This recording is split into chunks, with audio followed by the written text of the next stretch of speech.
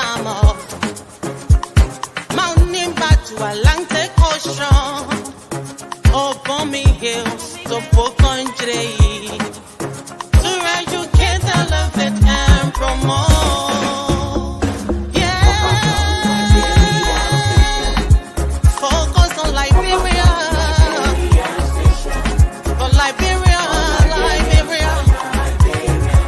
For Liberia, yeah. From Monday to Sunday.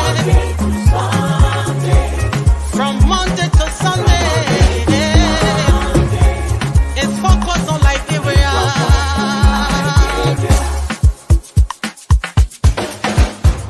Talk about home affairs. Hey.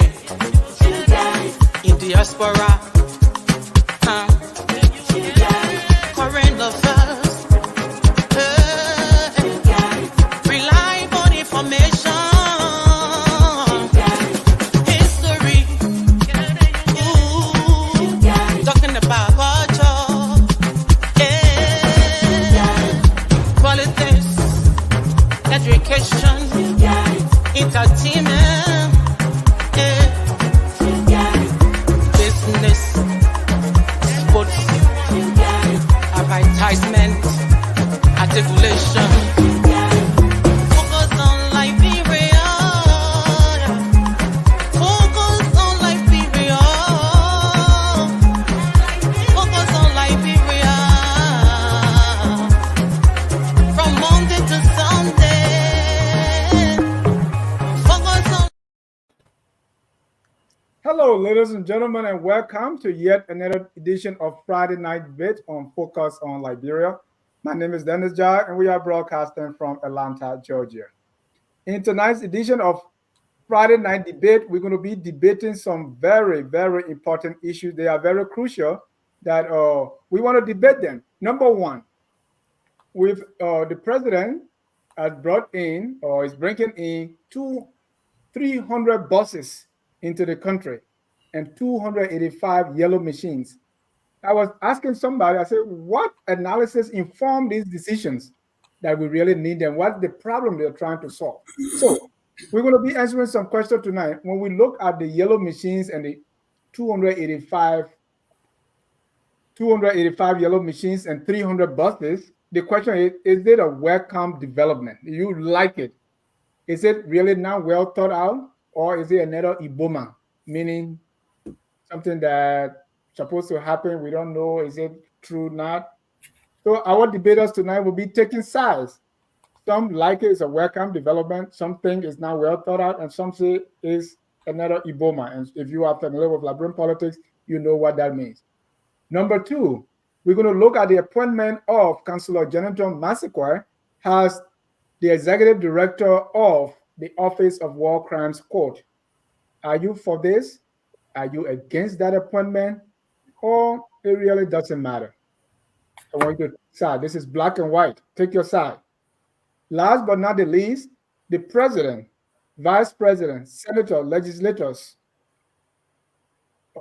House of Representatives, also some ministers, they are making big salary. I call that ungodly salaries. I mean, somebody making $150 a week. I mean, somebody making $150 a month in Liberia. Then another person making $122 per hour. That's ungodly in the 10th poorest country in the world. That's what we'll be debating tonight. Do you agree that it's ungodly and we should, what do we do to stop that kind of thing? So that at least the salary structure can reflect who we are as a people. Number one, what's your side? It's okay, don't do anything. Number two, well, let's protest so that they can make new laws to reduce the kind of outrageous salaries, or wait for 6 years or 9 years so you can change them. With me to discuss this, we have joining us from Canada is Mr. Abu Bakar Dukle. Mr. Dukle, welcome to the show. I'm not going to say the other one. Thank you, Dennis. Thank you for having me, and it's a pleasure to be here. And you have your side already. Let me welcome the mother of the champ, 2024, the Olympic champ, Mom, Glendy Juniors. Welcome, Glendy. Well, thank you, Dennis. It's good to be here. Hello, everybody, and hello to the viewers. Thank you. Let me also welcome our political analyst and product of Waplo Institute in Kilipo, Kanwekin River G, Mr. Mohammed Sharif. Welcome, sir. Thank you, Dennis. It's good to be here. Thank you. Let me also welcome the unabashed, unapologetic sedition, Mr. Jerome Gilman. He's the host of On Point right here on Focus on Liberia. Mr. Gilman, welcome, sir. You are muted, sir. Thank you for allowing me to sit on this platform with these great men and women. So, Glendy, is we gotta, from looking at you, we got more work to do. You are the only woman that always come here and willing to come. There got to be something wrong with us that we can't get. We need to be on here. So thank you very much for being here. It's an honor being with you. Thank you. Let me welcome, last and definitely not the least, is a strong broadcast supporter, Mr. Aliu Samba Kamara. Welcome, sir. Yeah, thank you for having me. Dennis, I'm in the political analyst again. You're not taking for an angle, Bato Sherry? No, we have more than one. We have more than one political analyst. But listen, for the audience, Dennis, just for the audience, just 1 minute. I supported George Weah from 2004 to 2011. Nobody say I supported George Weah because I was from Ghana. Fast forward, I support Joseph Boakai. I'm afraid to say I'm ethnocentric because Joseph Boakai formed part of my ethnic group. But people like Dennis, they say go after me. They say I support Joseph Boakai because I say Rene. Dennis, tell me how we handle this situation now. No, I mean, if you mind the noise in the market, you will not buy the bonus. So don't let it buy you. Let me welcome all viewers from across the globe. This is Focus on Liberia Friday Night Debate, and let's debate the issues. Well, I want us to begin with an unfortunate incident in Monrovia today, in Liberia, mainly Monrovia. I mean, the flood. And I put myself in that situation and say, oh my God. I mean, the pictures are just horrible. Let me just play a video. Our host.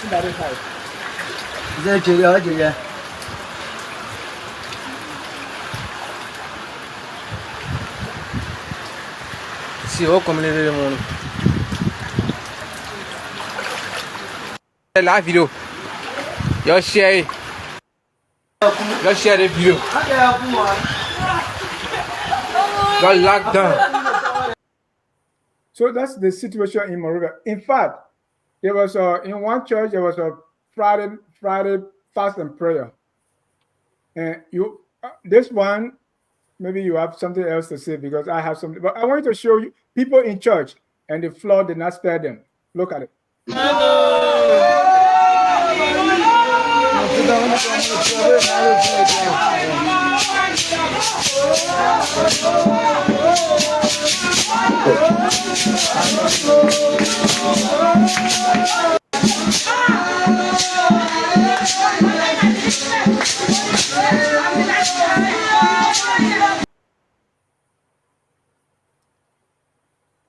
That's the situation in Monrovia. Very, very sad indeed.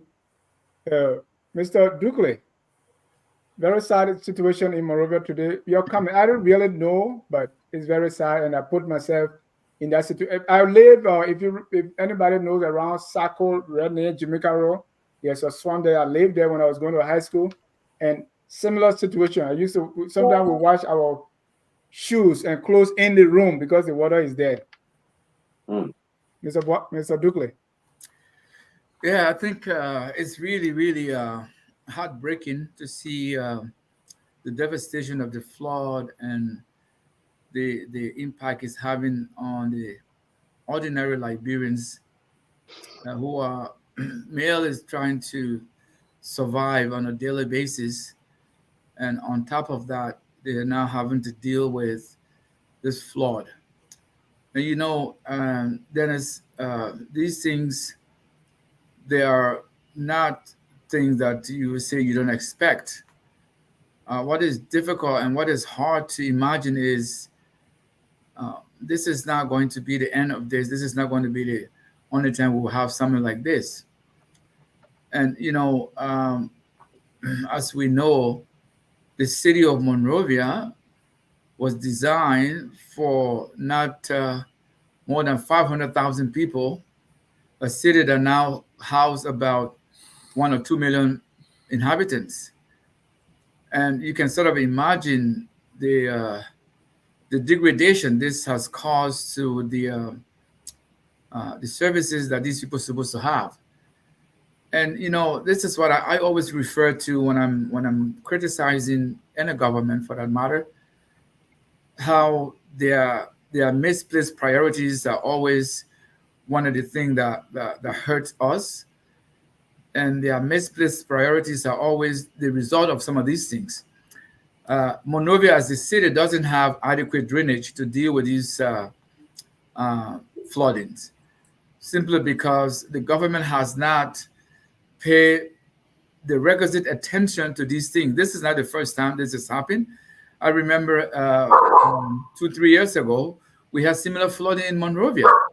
And it's almost like whenever we have this amount of rain that falls in Liberia, whenever we have it, we always experience this same exact situation. It just it varies from different part of the city to another, but we have the same situation occurring every year almost. So it's unfortunate that the government of the day has not paid attention to this. The previous government did not pay attention to this. And so until such time that leadership, people who are in position to make decisions that can remedy some of these things, to mitigate it in a way that we don't experience these kind of things, until that time, then it's going to be very hard to avoid something like this. You're muted. Thank you, Abu. Glendy, what are your thoughts? I think it was very sad to see today, extremely sad. But this is something that is continuous. Every year it happens. And I think it's concerning that at some point in time, the government will go back to the government, to the Ministry of Public Work. It may be late to do the proper zoning right now, but they have to be able to see what they can put in place, because not only that, you also have to think about health issues. I see the people were in church and they wanted to continue their service, but I mean, rolling in dirty water, I didn't understand that. I really didn't understand that piece. But I think something needs to be done to prepare for next year. So when it's flooding time and it's rain season, there will be something put in place to be able to curtail this, because this is ongoing. At some point in time, there has to be some proper planning to alleviate this problem. Thank you. And I don't want to put politics in this too much, but anytime this happens, we say government. Meanwhile, President Joseph Newman Boakai, according to reports, left Liberia today for Ghana to attend. To attend the commencement ceremony of the Regional Maritime University that is expected to take place on Saturday, June 29. Glendy, is this another Ted Cruz moment here? So I mean, I don't know. I would think that even if President Parker had a planned trip, but what have occurred today, there should be a statement that should have already been issued to the citizens of Liberia, because the flooding was everywhere in Monrovia. I don't know if it's not my opinion to impress upon him to have changed his trip, but he and the vice president, I don't know if Vice President Kung is back or not, or if he's also out of the country. Maybe it would have been a good thing to maybe send a representative and focus on what's going on in the country. So I don't think that's a question that's inappropriate. I think it's appropriate. Someone needs to show more concern for their citizens. So with the flooding that went on and the pictures that went today, maybe it would have been good if President Parker had sent a representative to Ghana and stay here. But the thing is, what would he have done? Just made the same speech. But I think by now someone should have spoken from the government to these people. Yeah, thank you. Aliu, what are your thoughts on the flood today? Yeah, for some reason, the flood today has claimed more attention than it ever has, but this is, I don't want to regurgitate, but this has been a repeated scenario. I used to live on Lane Street back in 1986, Dennis. You see, the thing that government problem. Let's not even put it around and put it around. It has been government problem. Government. I think this is deliberate. That you see, if people base Sony when they leave it open. So when the water can overflow Sony when it can all over the street. I used to be a little kid sitting next to the road when the bus is passing. They used to call it, I don't know, Korean buses. When they're passing, the water almost surrounded the whole tire. This is no new thing. I don't know why people are making it a political thing, but this is not a new thing. And the other thing is, again, it all comes to the government. People are blocking the waterways. God created the swamp to suck water and to keep nutrients for other purposes, other living creatures and plants and other stuff. God did not create a swamp for you to build a 3-story building on it, to go build a hotel on it. That's not what God built it for. But because the government have been corrupt from time immemorial, they get bribed and allow these things to go. Although Dennis, I remember one time, this was sometime during Charleston, the time when they were breaking down the BTC barrack, another prison man. They had no plan to rebuild it, just started breaking it down. So when they were breaking down the BTC barrack, one woman felt bad for about how to act. The woman came right to our house, in between the alley. She brought hundreds of those broken blocks that she wanted to build her house in the alley. I said, woman, you can't build a house here. She begged until she got tired. I felt bad, but I never allowed. This is the same alley that had the water and sewer pipe coming through for the community. The lady were going to build a house right there. You understand what I'm saying? Somebody had to stand up. I don't know if I did bad or I did good. I know I heard a feeling, but I stopped her from building house in that alley. Then Liberia is almost most of the places water. My house is way on the Monrovia Highway. Nobody could go in the backyard today because the backyard didn't catch the backyard. The water leaked from under the ground and almost swallowed the back porch. And that's Monrovia Highway.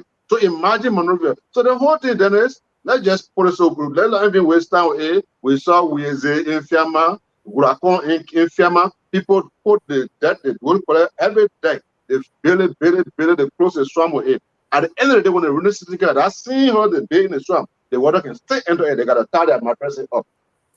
Deliberately doing these things. We all don't have to live in central Monrovia. There has to be some kind of relocation plan. But who's supposed to stop them or tell them not to build there? Government. But government goes there. Government, look, Liberia, there's no stupid people in Liberia. They are sophisticated. They are professional government workers in Liberia from time immemorial, but they fight for themselves. If I were Joseph Walker now with the housing authority, working with public work and the Ministry of Land Mines, we would just locate areas totally outside of Liberia and build projects. Build projects, reduce prices, and begin bulldozing houses. The boy, Mo Ali cannot do his job right now because most of the swing lines are being blocked. Public work minister dragging his foot. He don't want to bust the tunnel from there to go for political reasons. Everybody thinking about the next election. Nobody thinking about it right now. It's frustrating. Thank you. Mr. Sharif, your thoughts? First, my heart goes out to yet again the victims of this flood. Something I want to pick back on, Brother Dupley mentioned. The city of Monrovia was not built to house this massive population. I saw a report somewhere in 1974, for example, Monrovia had a population of a little over 200,000 people. Fast forward now, 5 decades later, this city has a population of anywhere from 1.6 million people to 1.7 million people. The city is inundated. People from the rural areas have flocked into the city, and there's population explosion in Monrovia at this moment. Aliu is correct. People are building everywhere, and constructions are going on. Drainages are being clogged up. There's environmental degradation all over the place. And so, what is the solution? There is a short-term solution is don't build here. That's not going to work. There has to be a long-term solution to this where the government will deliberately, implement the zoning plan that, that Glendy so beautifully outlined. This zoning has to be enforced. And when you enforce this, somebody's going to say, don't touch my backyard. Don't touch my house. But it has to be done. And then it's another thing that has to be done is that this rural to urban migration, in order to arrest the rural to urban migration, there has to be opportunities in the rural areas. I mean, people have to have a sense of belonging to the rural areas. Someone like me, I'm not a big city person. I like my rural town. I like to live in community. So even if when I do go back, a lot of times you're probably not going to see me in Monrovia. I'm going to be in the rural area. I'm going to be, with the rural folks. So this is the kind of thing, and people have to have, but not many people can do that. I can do that because I can afford to live in the rural area. Not many people can afford to live in the rural areas. So everybody is coming to Monrovia for opportunities, educational opportunities, economic opportunities, opportunities to to even shopping for goods and services. So that has to change. So that's what I mean by the long-term plan. It has to be a long-term plan. Finally, the president has to do what he had to do. He had to travel. I mean, the president shouldn't. I don't think the president should stop because this is not just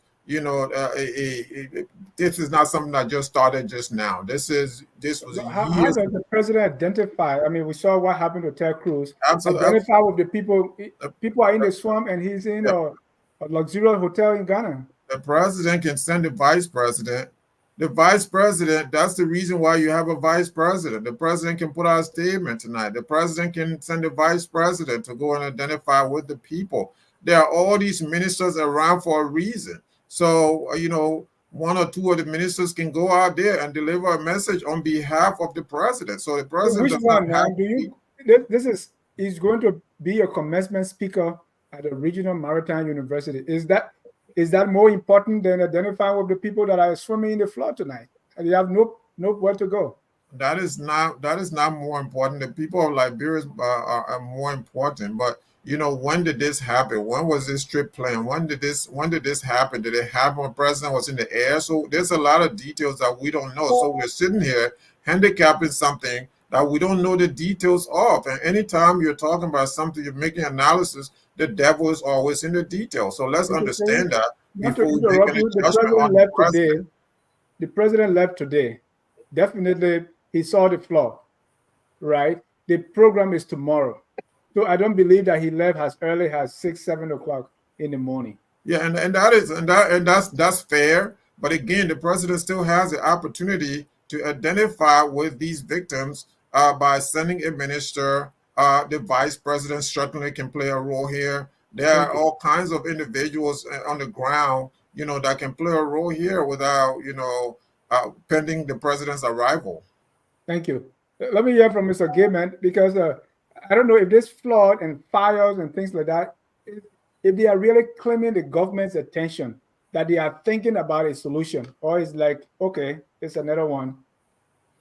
Well, first of all, I'll have to disagree with Mr. Sharif.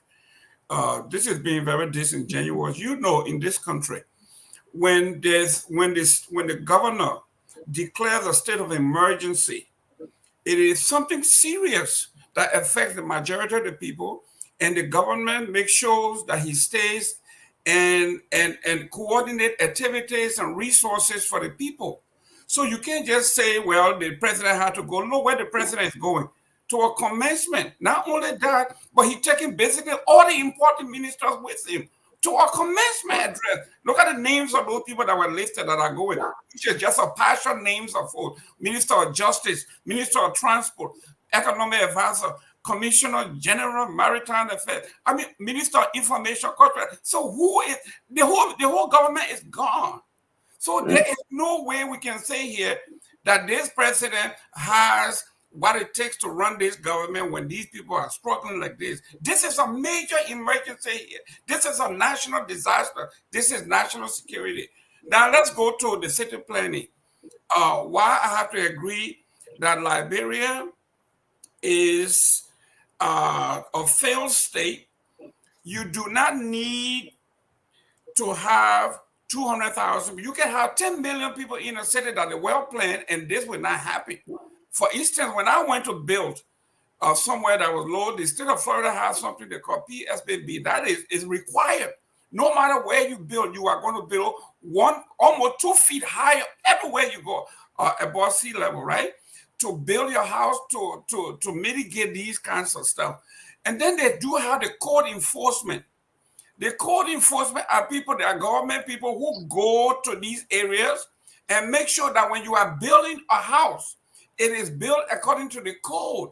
It is built according to the plan. Does Liberia have that? I don't know. And if they do have that in a glossy, as they always do, they got these beautiful, beautifully written pamphlet in glossy pieces of paper, but there's no implementation. So if you have a government that have seen this over and over, and this thing go all the way back, these houses are so flatly built in a swamp, and it means absolutely nothing. So the government has to get involved and say, listen, we are going to clear the alleyways. And from now on, before any house permit is given, you have to build your house 2 or 3 feet higher. It's the only way you're going to mitigate this. But if you don't do this and people go back to the regular way of doing things, this is going to happen over and over. We have no city planning. The city was not planned. The city has no code enforcement. It has no code. Don't tell me it exists, because if it has existed, they would have applied. It doesn't. So a city that is not planned, that has no code enforcement, that has no code enforcer, this is what's going to happen. And this is not going to stop, because the city now, Monrovia is basically now, how they call it, smell no taste. I was there in March. The city has spread all the way down to smell no taste, with no demarcation, no planning. They build everywhere. This is just the beginning. This thing is going to continue. Dennis, 1 minute, please. Dennis, he called my name. Yeah, let me just have this guy 1 minute, please. No. I want one person. Yeah, that's me. He invoked my name. We all want to slaughter the guy. Okay, go ahead. The man from Foya, he loved to slaughter me. Hold on. Aliyu, you go first for 30 seconds, and then Mohammed 30 seconds. Okay, first of all, there were no state of emergency declared. That's the point. Hang on now. Hold on. And why? Why was there no state of emergency? Because it's a norm. It is a norm, and we're not saying that it should not be taken. Mohammed agree with you that. But you say 30 seconds, we never let me. You know, this is a norm. It's not a disaster. And one, number two, the president level asker. Do you have any idea when asker leaves in the morning? Usually asker leaves around 7 o'clock in the morning. And to say that the president left with almost all of his government officials, then it's Third Amendment. That's not true. Go ahead, mommy. So why he posted a lie?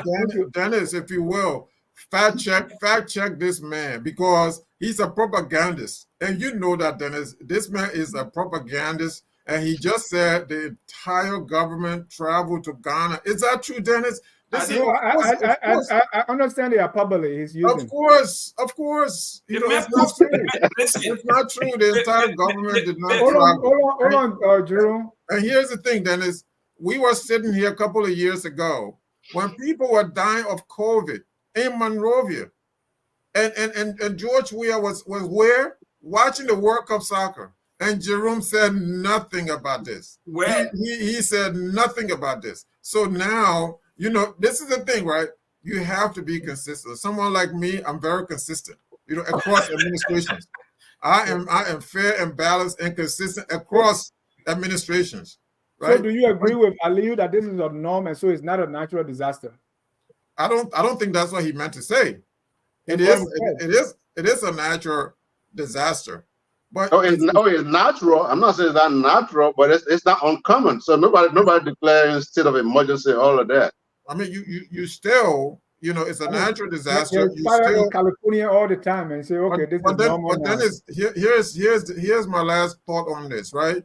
You still declare a state of emergency. But what you see going on right now in Monrovia that you showed, the clip that you just showed, it's a microcosm of what goes on all across the country and what has been going on for decades. For decades. This been going on. I watched a documentary, I watched a video the other day somewhere in Koffa County, a little town in Koffa County. Also, they told the reporter, it was not a reporter, but you know, a videographer, someone who just goes around, you know, a vlogger as they call it. They told him that every year we have flood in this area. They told the guy that they have flood in their area. So what you see here is not just limited to Monrovia, and it's the reason why I said that it has to be a long-term plan to address these environmental issues. It's not just a knee-jerk reaction that Jerome is offering to this. I mean, it can't just be political all the time. These things have to be apolitical so that we're discussing them in a very, useful and purposeful way. Thank you. Mr. Ducle, you have your last word on this one. Is it that, okay, is this a justification that, hey, this has been going on for a long time? So, you know, don't blame government. It's government, it's not necessarily Waka government, but government has done little to nothing. Your thoughts? Let's conclude. Yes, Dennis, this is the failure of the succeeding governments that we've had in our history. So, like Ali said, this is not a new thing. This is not the first time this has happened. And because we are in Joseph Boakai time, we will put this one on Joseph Boakai's table. Now, you see, this is one of the things that personally that bothers me. We live in a place where we are lucky to be in an advanced part of the world, and we try to learn from them. You know, Dennis, just for the sake of illustrating what I'm trying to say here, in 2007, 1997, we had a flood here that they refer to as flood of the century. This city had never seen anything like it in about 150 years in 1997. What did they do to remedy that problem? They came up with a way to create a system where when there's ever a flooding, the water can automatically be diverted into the rivers where the city would be safe. They dealt with it, they created a solution, and now we don't experience flooding. So if this is not something new, what have the succeeding governments done in Liberia? The answer is absolutely nothing. Now, Jerome said that you can have 1 million people in a place, and if they are, look, in Monrovia, like you said rightly, there's no zoning requirement, and even there is, it's not being enforced, and there's no sewage treatment, there's no sewage maintenance to make sure that. So we are going to have this problem, Dennis. We are going to have it, and we're going to have it again until such time somebody think that this is going to be a problem. And speaking about the president leaving, I don't think his traveling to Ghana to attend a commencement was justified. Under no circumstances this was justified. You have people devastated by this flooding. I mean, anybody else could have stand in to give the commencement on his behalf instead of him. I think this is a national disaster that warrants his attention, immediate attention for that matter. So I don't think he going to that commencement was justified. Thank you. Thank you. Let me welcome Reverend S.T. Salif, who's joining us so late. And let's move. Welcome, sir. Thank you. Thank you. He's going to be late going to heaven. He's a preacher. All right. Let's go to our first issue of the day. Well, the president, we heard about the 285 yellow machines. We heard about the 300 buses, but we have I would say pre-owned buses. We have 2 first now. What are your thoughts on these development? Is it a good thing? So that's why I use 3 words, right? Is it a welcome development?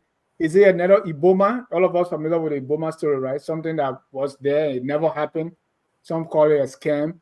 Or was it a plan that was not really well thought out?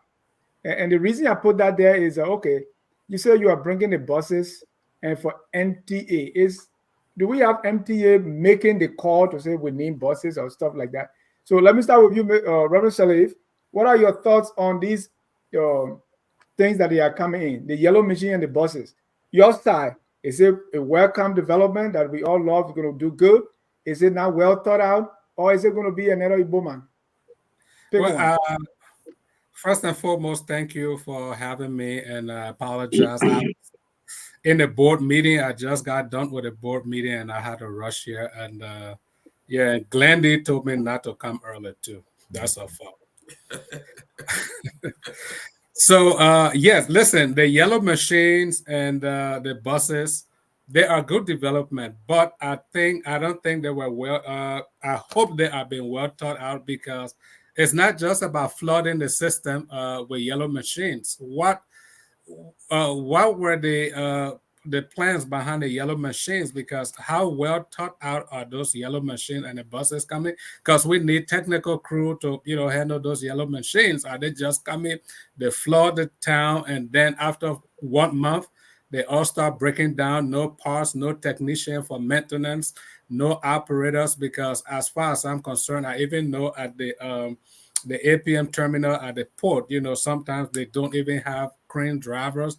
I know during alien time, when the Chinese were doing all they did there, when what's his name was the minister at Public Works, the Chinese brought in their own people to drive their cranes and their yellow machine, and that was a problem. And when we went on radio and we complained, what we heard was Liberia does not have trained people to operate those things. And I was very furious. If we don't have trained people, then train them. You can't tell us you flood this country with Chinese nationals coming here to do ordinary things that Liberians can do. So those yellow machines needs professionals to operate them. They need technicians to fix them when they need to be repaired, including the buses. I've been in town. We have buses from China, from other different administrations, and they all end up breaking down, and they just never got back on the road. After how many buses? You find only 2, maybe in good condition running. So we have a maintenance problem. We don't have a good maintenance culture. So it's not just flooding the town with yellow machine and buses.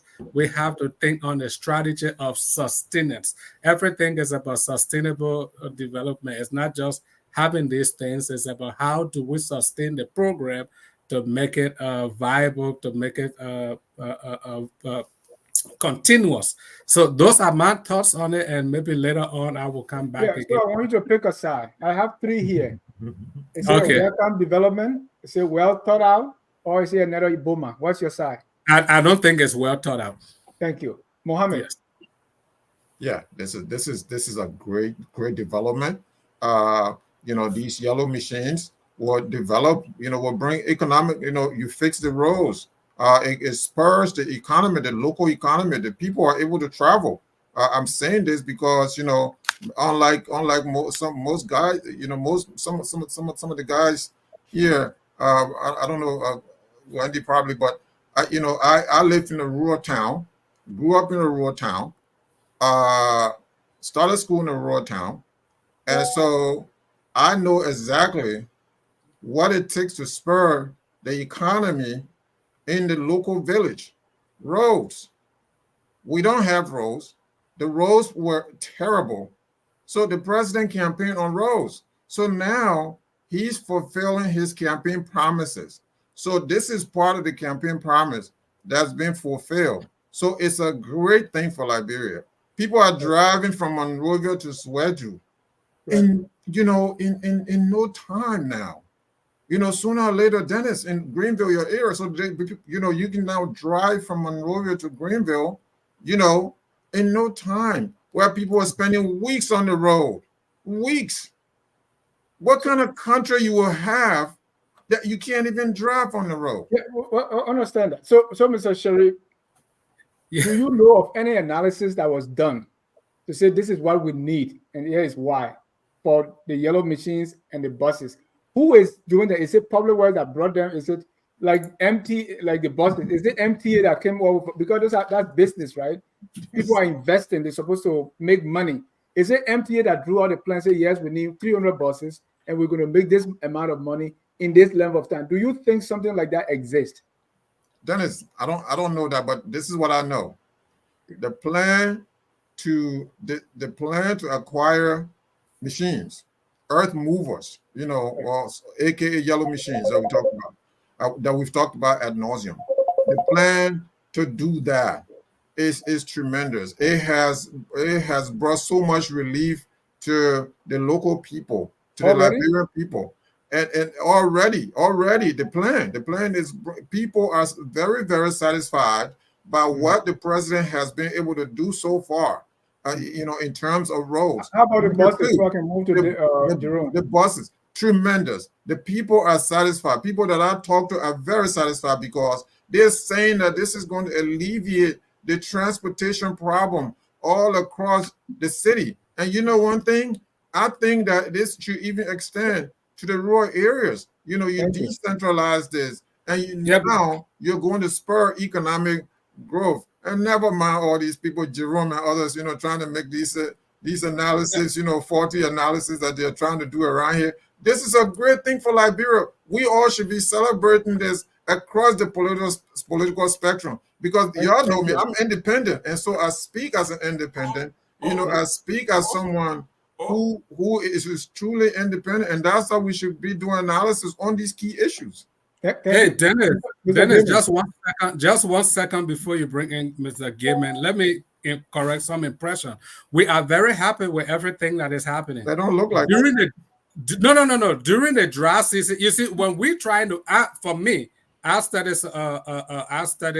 sustainable development. It's not about bringing. I'm happy the machines are coming in, but we do what we call risk mitigation. We study theories of change. Just bringing in the machine, we're looking for something sustainable. That's what I'm talking about. Like the roads you're talking about. Oh, the people can drive. That was during the dry season. Once the rain started, those same roads, the grill, those same roads are already right back into the same bad condition. So it's not. We're not looking for quick fix. Reverend, come on. Who told you that? Reverend, please. Who told you that? Are you seeing the pictures from the southeast? Are you seeing the pictures from the southeast? Reverend, are you in the southeast right now? All right. Let me go to Jerome. I have people in the southeast right now that are giving me information right now. Thank you. Jerome. Yes. What are your thoughts? Is this well thought out, welcome development, or another Iboma? This is even worse than Iboma. First, let me make a clarity here. Let me correct my friend Sherry. I know he turned out to be he's not even good at propaganda. But when he's talking about President Weah during the World Cup, during Ebola, he was watching football or soccer. Ebola was 2019, 2020. 2022 was the World Cup. So you are 2 years removed from the Ebola thing, my friend. So anyway, let me tell you why this is terrible. In our Bassa tradition, I don't think he said Ebola though. I think he said COVID. He said COVID. Excuse me, COVID or 20. I think if I say Ebola, I misspoke. I meant COVID. No. Even COVID was 19 and 20, not 22. 22, there was no Ebola. Please let's go to the. I just want to correct him. But anyway, no, there was Ebola. Dennis, you got to fact check him. There was Ebola. Hold on, guys. Let's see, there was no COVID 2022. But let's look at this here.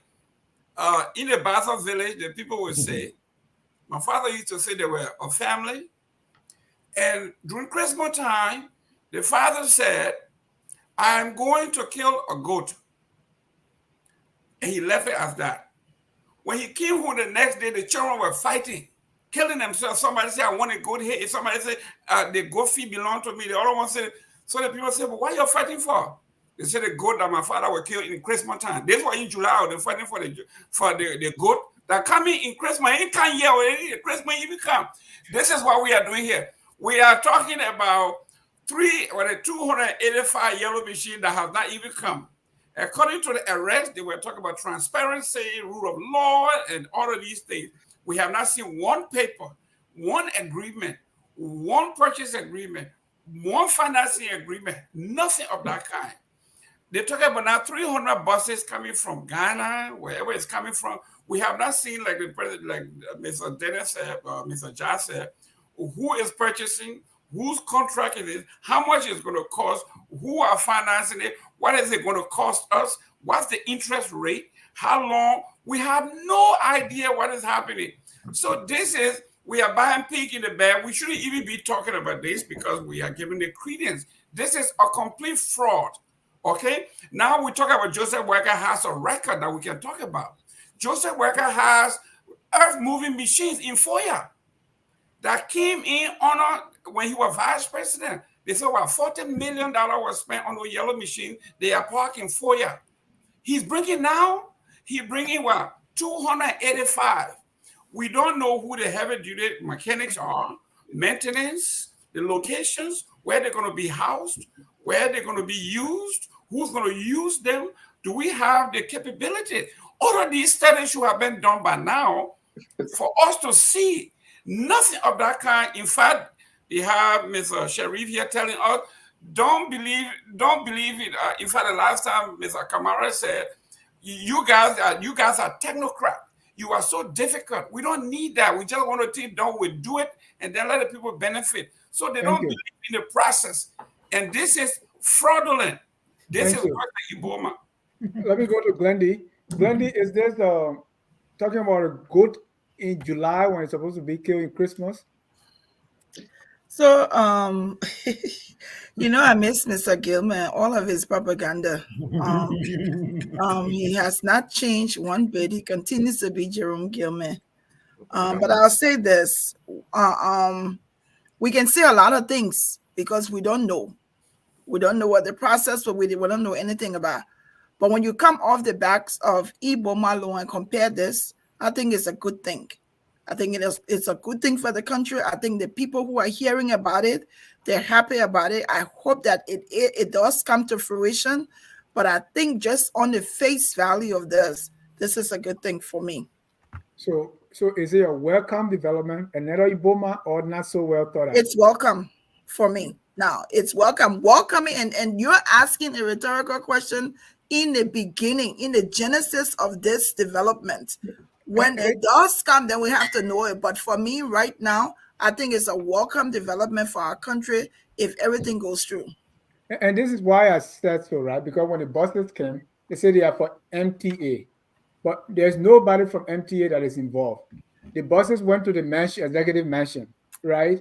And so I'm thinking, and this is an investment that we're supposed to make profit out of this thing and pay the company back, I'm assuming. Yeah, no, but Dennis, so I'm thinking, is there something that came from MTA, or is it something that is coming from the? So you're looking at initial arrival of two buses. Yeah. And you're asking us a question as we see this. You're not asking us when we go into everything. Do we know everything about it? Just seeing the fact that two buses are coming or more coming on the face value, I think is a welcome development. And what does that tell you? If at this time we don't know much, what does that tell you?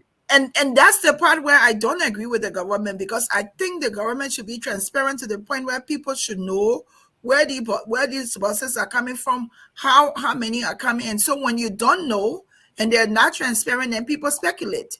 So that's the thing. We don't know a lot, but just imagine the people hearing buses coming, that it will help transportation. It will help alleviate the problem of transportation. Who's not going to welcome that? Thank you. I think what Dennis is... Mr. Ducle, this is not the first time that buses are coming in. We've watched this movie before. The 300 buses, the 285 yellow machines for Liberia, is it a welcome development, another Iboma, or not so well thought out, Mr. Ducle? I think, in my opinion, it is a welcome development. Anything that will alleviate the misery of the Liberian people, whether or not it materializes in the way we expected, that's another thing. But I think the fact that somebody has thought of bringing in these buses, but I remember, I'm old enough to remember in the early 80s when the MTA brought in those buses from India. They called it Tata, those Tata buses. And we saw the difference that those buses made then to deal with the transportation crisis that was in Monrovia then. Unfortunately, I think the Reverend did make a mention of this.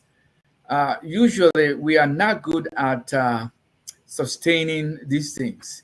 And I can go back to the history of what happened to Tata afterwards, and the way it ended up. I just hope that a lesson was learned from that experience. They are going to be able to handle this one in a more sustainable way. But then, if you have been in Monrovia in the last 3, 4, 5 years, you don't have to be told the misery people go through to move from one point to another, especially the civil servants, the people who need to come Mr. to the Duque, market. that misery, is it because there are no cars? Well, the misery is the misery because there's no effective, efficient transportation means. So I mean, public transportation. even private transportation. What?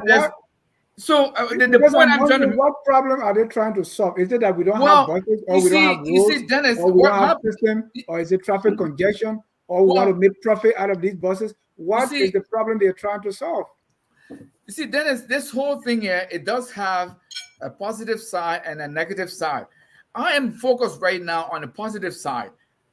No And matter that's how how we're focused on the positive side of Iboma, because we wanted the contract. Right? no. You see, I think it's a welcome development. If anyone or anything that will alleviate the misery of the Liberian people in terms of their transportation need, even if it's just the plane cake was about to alleviate our problems. We had the airplane, the cake airplane, right? So, yes. so people can always announce that this is good, and we are happy. But that's what I'm asking you. Looking at what you know now, is this another Iboma? Is it welcome, or is it not well thought out? Because when the cake plane came, we're all happy, right? Because plane is coming. Yes. So Yes. people will always promise Again. us, especially when they come to power. Yes, and you know, sometimes what I've learned and what I've come to realize in Liberia, most of these things usually we make up, like they make up things as we go along. What I mean by that, maybe as long as the buses are going to be there, and I'm told I think 1 or 2 of the buses are already in Liberia, then how to sustain them become the next level of thinking how we're going to sustain them.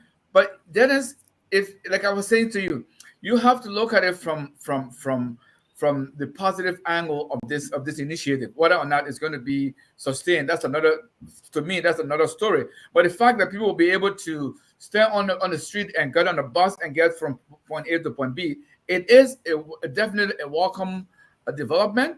Except that I hope they are going to be able to sustain it. Like I said, I remember clearly what happened to Tata, and I'm sure 1 or 2 of you on this panel can tell or can remember what happened to those buses when they came from India. And what gave you the clue that this will be sustained or not? What tells you that the mistakes of the past will not be repeated? Because first, 2 reasons.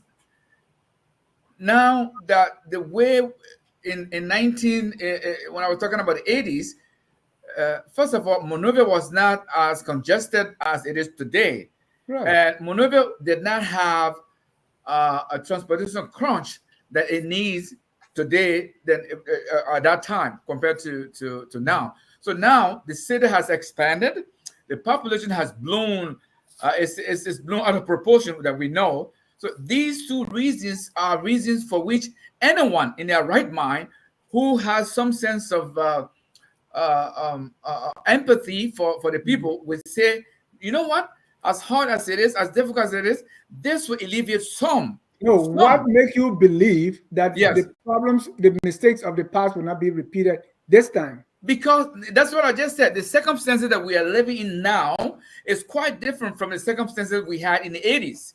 Now, for those circumstances Because that we I are just more mentioned, technocrats, we are more responsible. Is that why, or because the suffering is too much? I'm not getting such to push you. If you can, then I'll go to Aliu. Yeah, but then it's what I'm trying to get at now. You're not telling me why you think they can do it now when they didn't do it well, we think they will learn from their mistakes. We think that it's a new government and they will not only that, Dennis, we just saw a government serving only 1 term in office, and the reason why this happened because the government promised things that did not materialize as far as the citizens were concerned. So if Joseph Walker is bringing these things and they are not sustainable, trust me, it's going to be a one-way ticket for them to be booted out.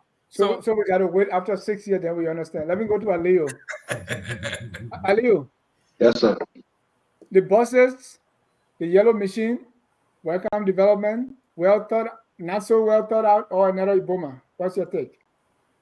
First of all, Joseph Bagala, for the yellow machine for you. I want to lie. It's both. It's well thought out and it's welcoming. Now, one, put the rope on the goat.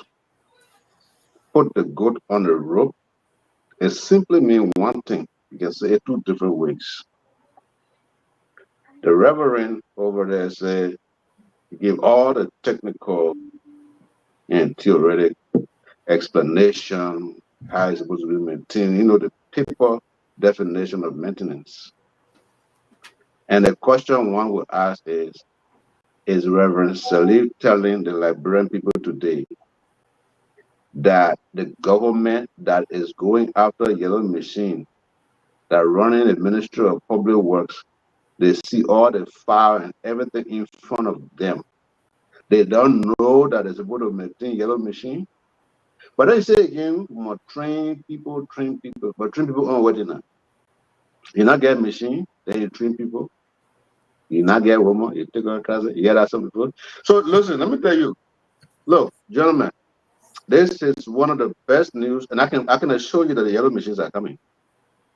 When the yellow machine come now, then you can continue with the politics on hand. But then there's some unorthodox decisions must be made in order for Liberia to move forward.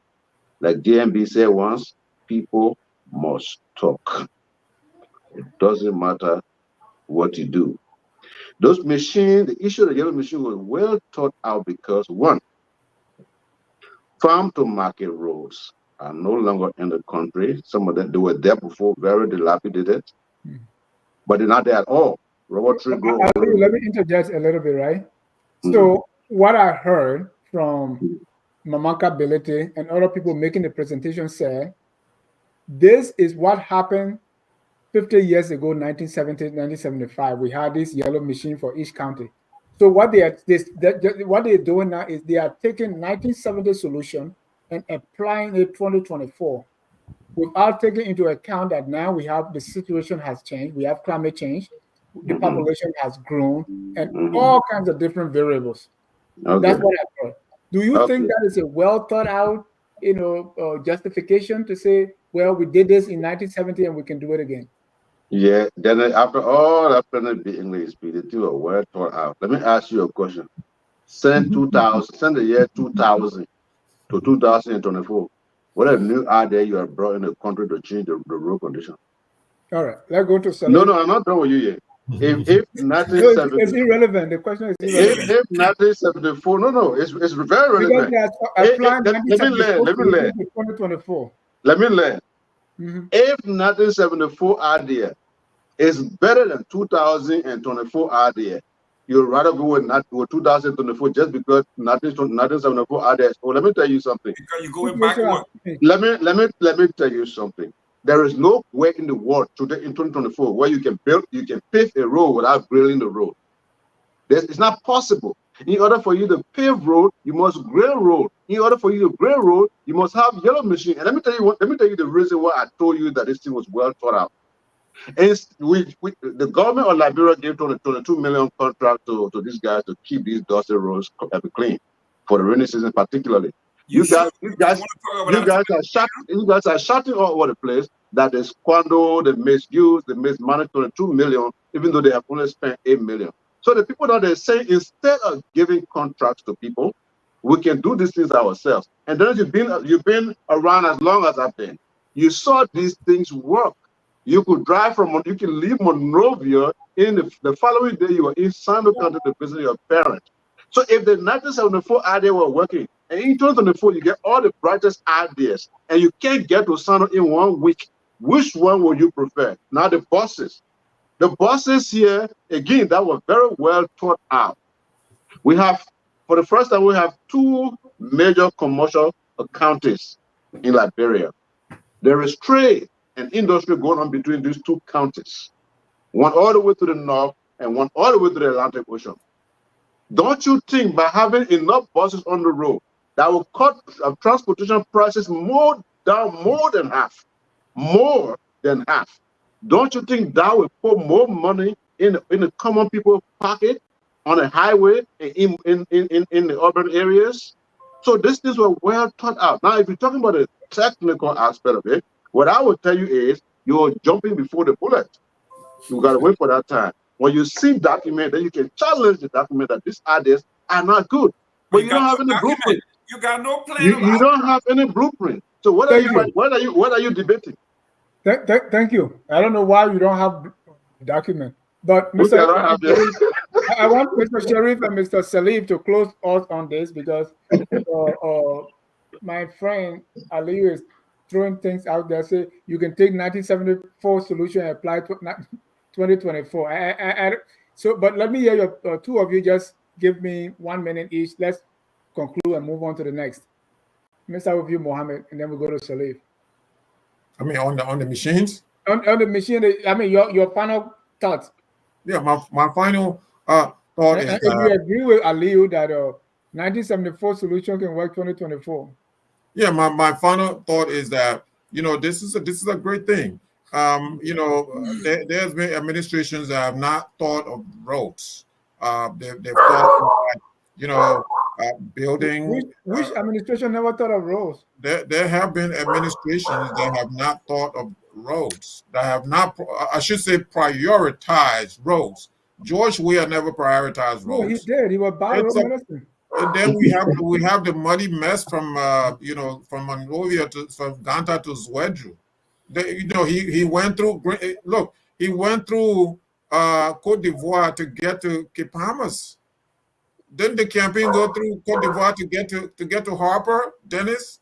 I mean, so if you are the bad road medicine, how in the world that you are going through another sovereign country to get back to your own country? I mean, this is if this was not the epitome of failure, I don't know what it is on roads. So he did not prioritize roads. So the president, Joseph Boakai, who prioritized roads, he talked about it. And I was on this show. I said, in 90 days, if I don't see these machines, I will be right back here criticizing this administration night in and night out. It turns out that the administration did exactly as I have hope. Thank you, Mr. Salif, and then we'll go to Glendy for closing on this subject. Salif, go ahead. Thank you, Mr. Jai. You see, I still maintain my position. It's a welcome development, like I said before.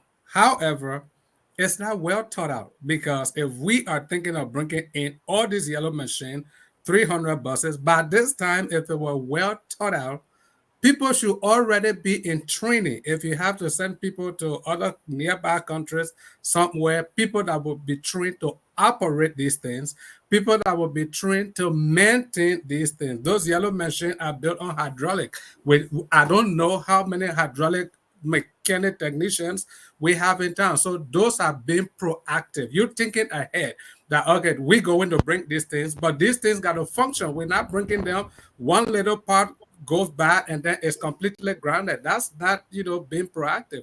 So it's not well thought out, because up to now, we've never heard the government said anything about who they have sent for training, who will operate these things. How, you see, in sustainable development, we talk about risk analysis and risk mitigation. That means most projects are good. They failed because we never did risk analysis and never put in place any risk mitigation. So that is what I'm thinking about. I'm not saying it's not a laudable idea.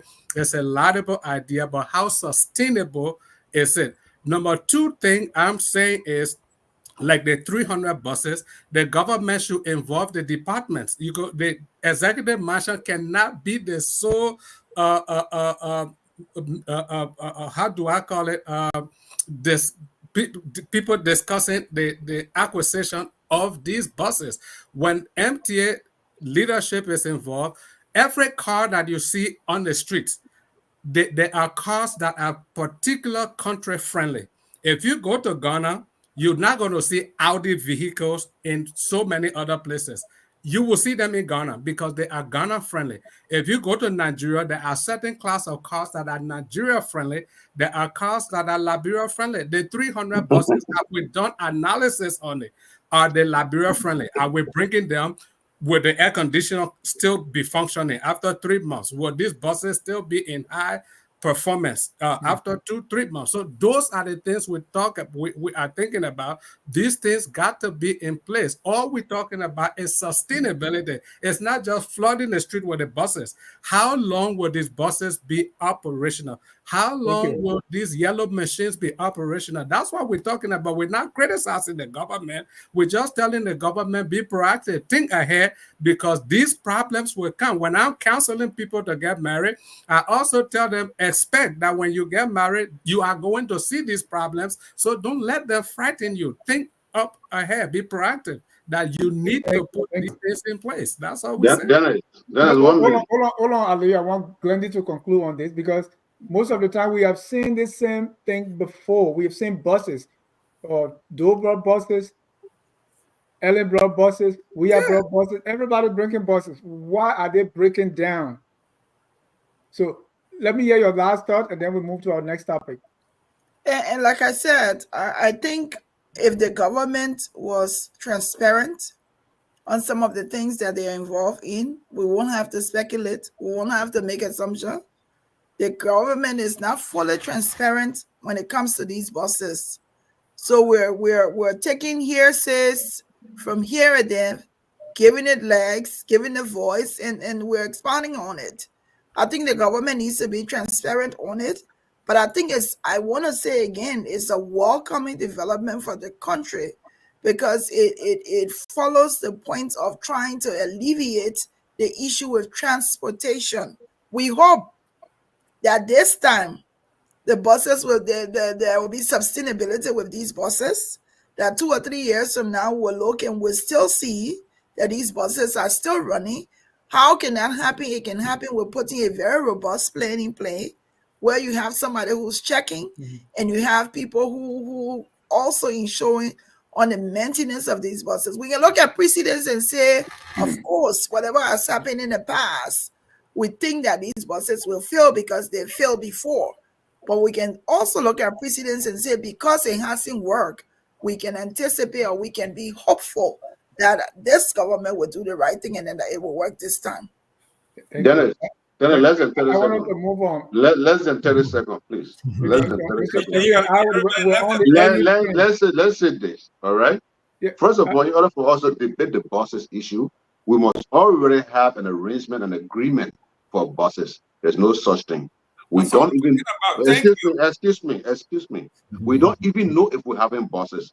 Whether we were given critical analysis ahead of time. That one was there talking. We heard that's her. one. That has been proactive, Mr. Kamara. Listen. I want you to know, Reverend, that all of these things there are hundreds of Liberians living in Liberia right now that knows those things. I can assure you that this is a responsible government. They know all of those things, and they're working on it. And remember, NTA, when we were growing up, was successful. It hasn't always been like this. When we were growing up, NTA was successful. The Universal Liberia bus system was successful. We had that working perfectly fine. So we can do that again. No, that's not true. That's not true. Well, thank you. Thank you. Let's move on. We'll take a very short time on this one. The LU trains that we used to get on to go to Fender, I don't know where they are. You can even see the. Yeah, Luther is nothing. You're big fire cool with it track. But let's go to the second one here, which will be very quick on, because I think we've discussed it at length. Is the appointment of Councillor Jonathan Massaquoi as the executive director of the Office of War Crimes Court. People, they are human rights groups in Liberia that are writing to say this man can be, because one reason is he works with the Speaker office, and the Speaker office is the one passing the bill for all these things too. So they're thinking that there will be some conflict there, because Speaker may be doing this so that his office will benefit from the employment that it will bring because they need lawyers.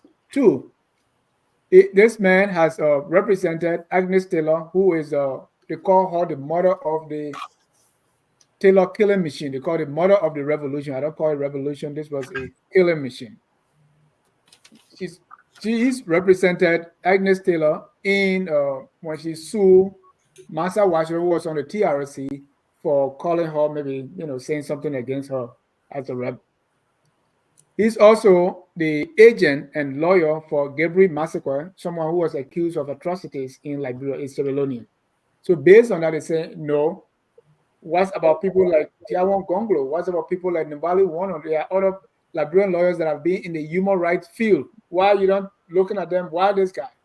So tonight, I want you to tell me whether you are for the appointment, you are against the appointment, or you think it really doesn't matter. It can be whoever. Let me start with Glendy.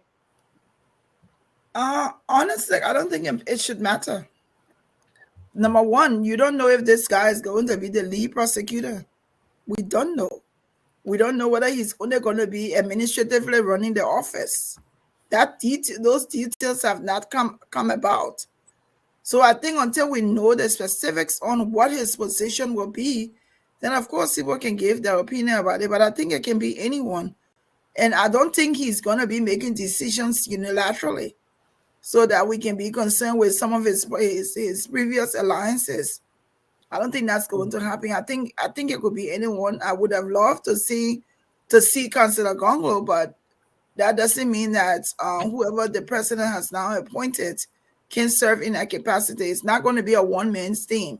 There will be other people on the team. There will be other countries observing. So certainly anyone should have been nominated to serve in this capacity, in my opinion. Thank you. Mr. Dukley, for, against, or it doesn't matter? I think it doesn't really matter, Dennis. You say it does not? Because, no, it doesn't really matter whether he works in the speaker's office or not, or whatever alliances he's got and other things that he's done. What matters is how he's going to function. What matters is how he's going to work. Like our sister just says, Glendy, this is not going to be a unilateral effort.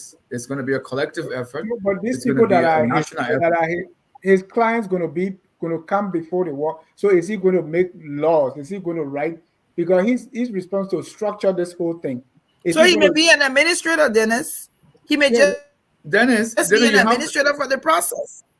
You have to remember. You have to remember this process. Yes, it is.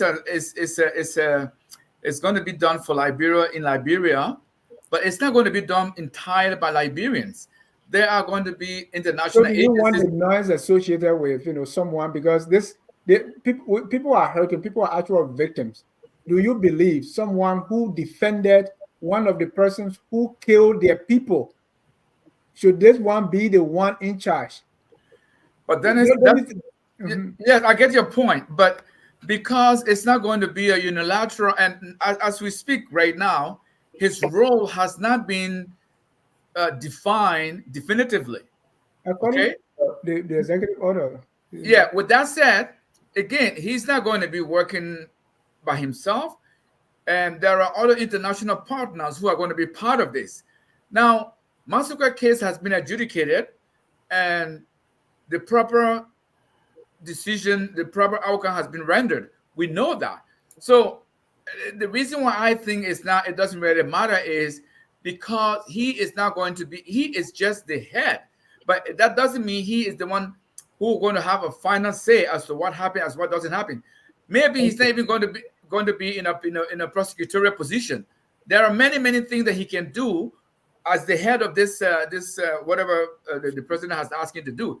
So for that reason, I don't think it's relevant whether he has some affiliation, whether he has represented someone in the past. No, again, for me, one of the things I'm looking at, and I think one of the things that encouraged Liberians to go to this way, the financial incentive that is associated with all of this. And let's not lose sight of that. with that said, and looking at the international community going to be shining a light on this. This is not something that is just going to be done within Liberia. Yeah, it might be held in Liberia, but there are international players who are going to be part of this. And for those players, I don't think those guys will sit there and allow Liberians to do the Liberian way of doing things with something as important as this war crime code. Thank you, Mr. Gaiman. You know, when I sit here and listen to Brother Dukley and Glendy, I'm shocked when we just listen to the congressional hearing, and Chris Smith, the chair of that committee, his main concern was the credibility of whatever's going to happen, and they made references to people that were either affiliated with the Liberian setup that now have been that have been free because they were either lied on, witnesses were coached, and now it's bringing the cloud over this whole thing. And I want to go and agree with John Molu, an insider. He said Joseph Boakai is not serious about this war crime court. And when you appoint a hen or a wolf in the same category and then take the wolf and make the wolf the head of the cook, and the wolf is telling you after this event I'm going to be a vegetarian, do you believe that? This is what's happening here. Chris Smith is concerned that witnesses and lawyers out of Liberia were coaching people to lie, and these people on appeal have been vindicated. He is talking about the trust. Here we are. You have a man who is conflicted, and that is a very key word in law. Conflict, when we talk about conflict of interest.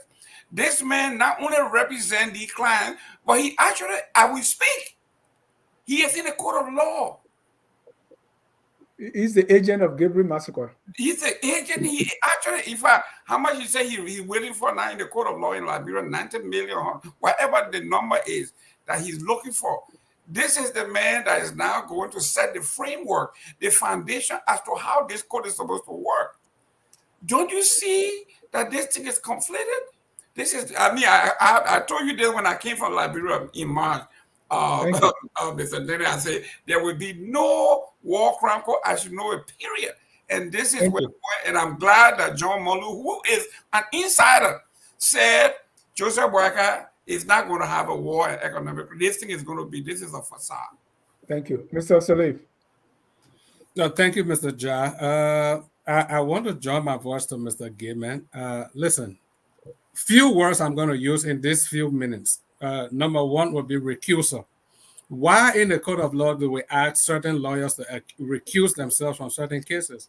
It's because of your proximity to other cases running this other case. So a man is going to be executive director. It's not just any person. The buck stops with him to be the executive director of this war crime thing. He already got questionable past. He defended other criminals in Liberian conflicts. Alleged criminals. Okay, alleged criminals. Let me use the word alleged criminals. Even though we saw what they did, we lived there, we saw what they did.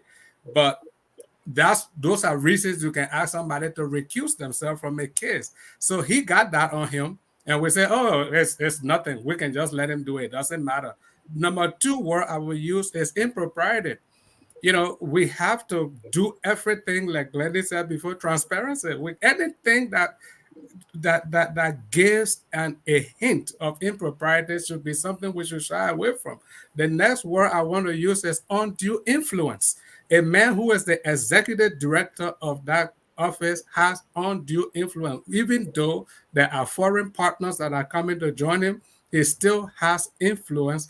And then, of course, I talk about conflict of interest. So the conflict of interest is already swerving all around him. So then I rest my case on vetting. And that's the problem I've had with this JMB administration. All the appointments they've been making, there's always noise because they don't go through proper vetting. if you want to appoint somebody, do some vetting. This guy is not the only person who can head that office. There are other seasoned lawyers that can do it. So why you want to bring somebody that you already know has conflict of interest or swerving around him and say, no, he has to be there. Why? Are there not any other persons that can do it? So JMB, since he took office, so many of his appointments have backlashes because they don't do proper vetting. Bring out some names and let people do proper vetting, and then you come up with the best decision.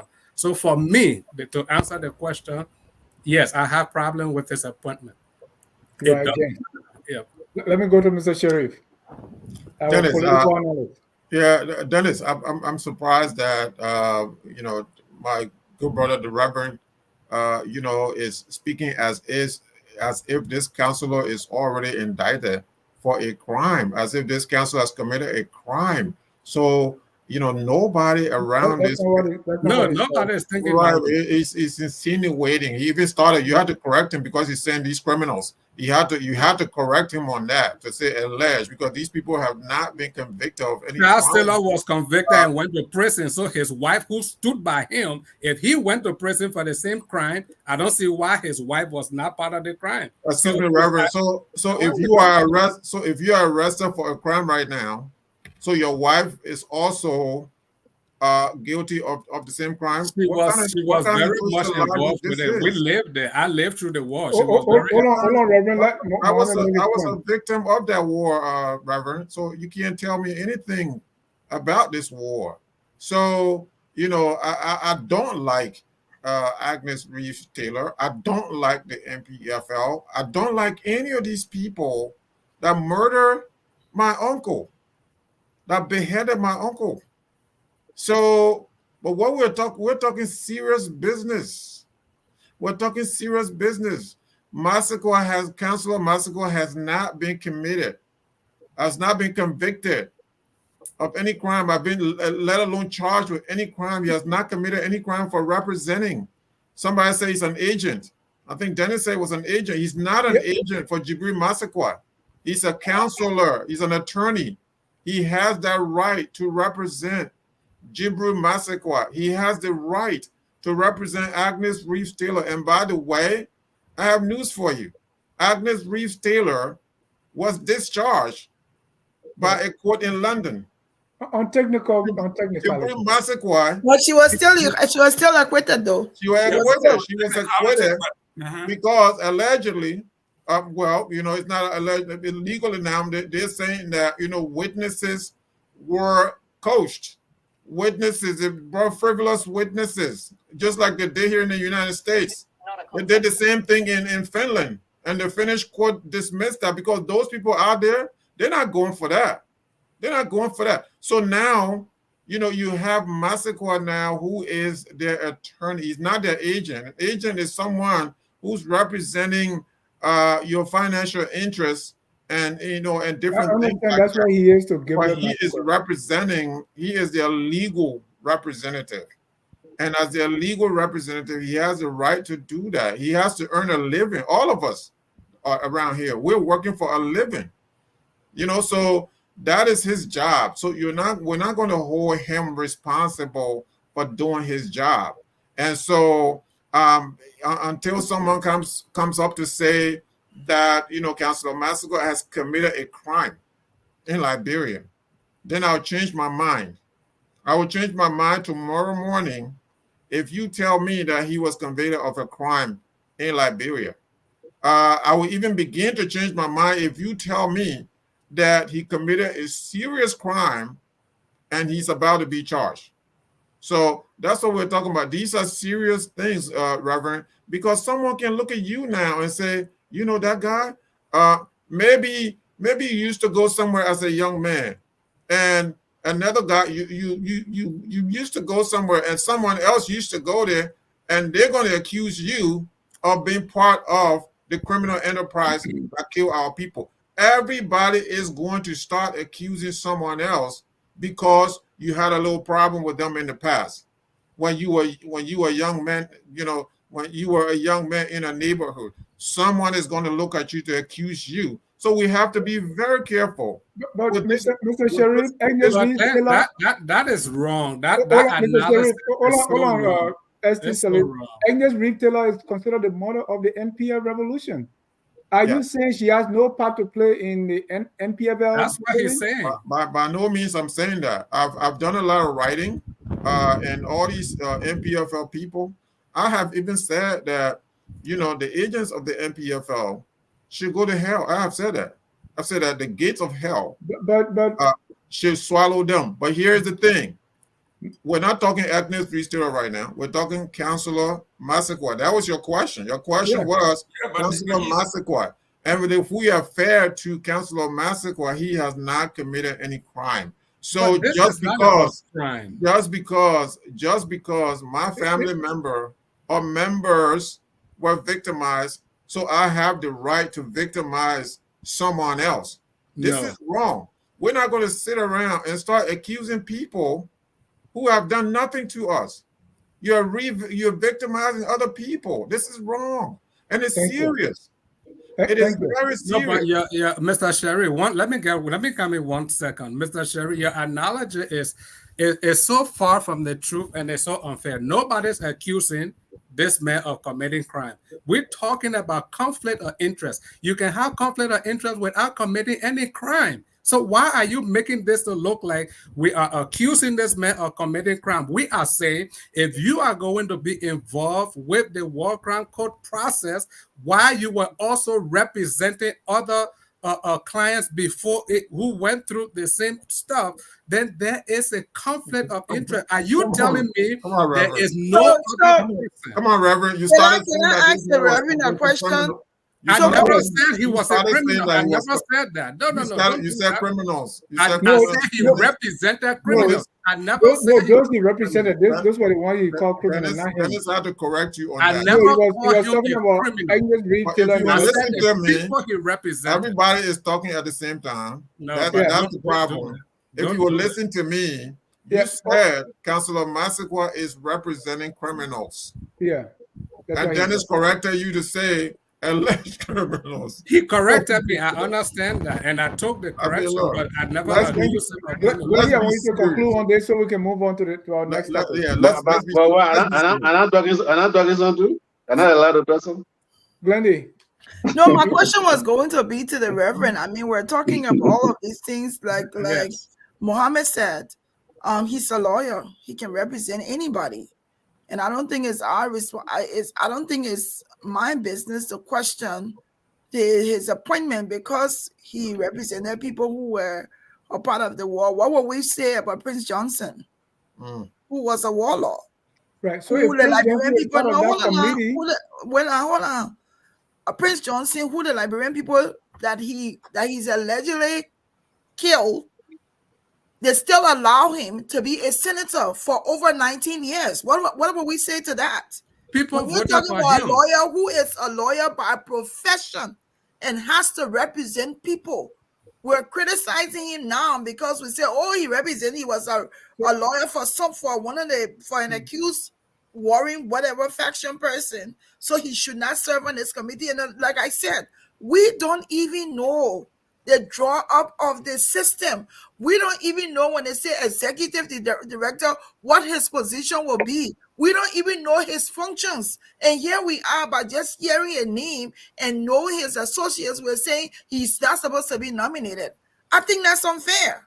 If we go by Glendy and Mohammed's reasoning, that means the principle of recusal would never exist in Liberian Code of Law. That's not true. That's true. That's exactly what you're saying. Not true, Reverend. We're saying the principle of recusal is about your proximity to something that is before the code. That's but you that's like I said before. Like in my initial premise, I said and I'll still say it.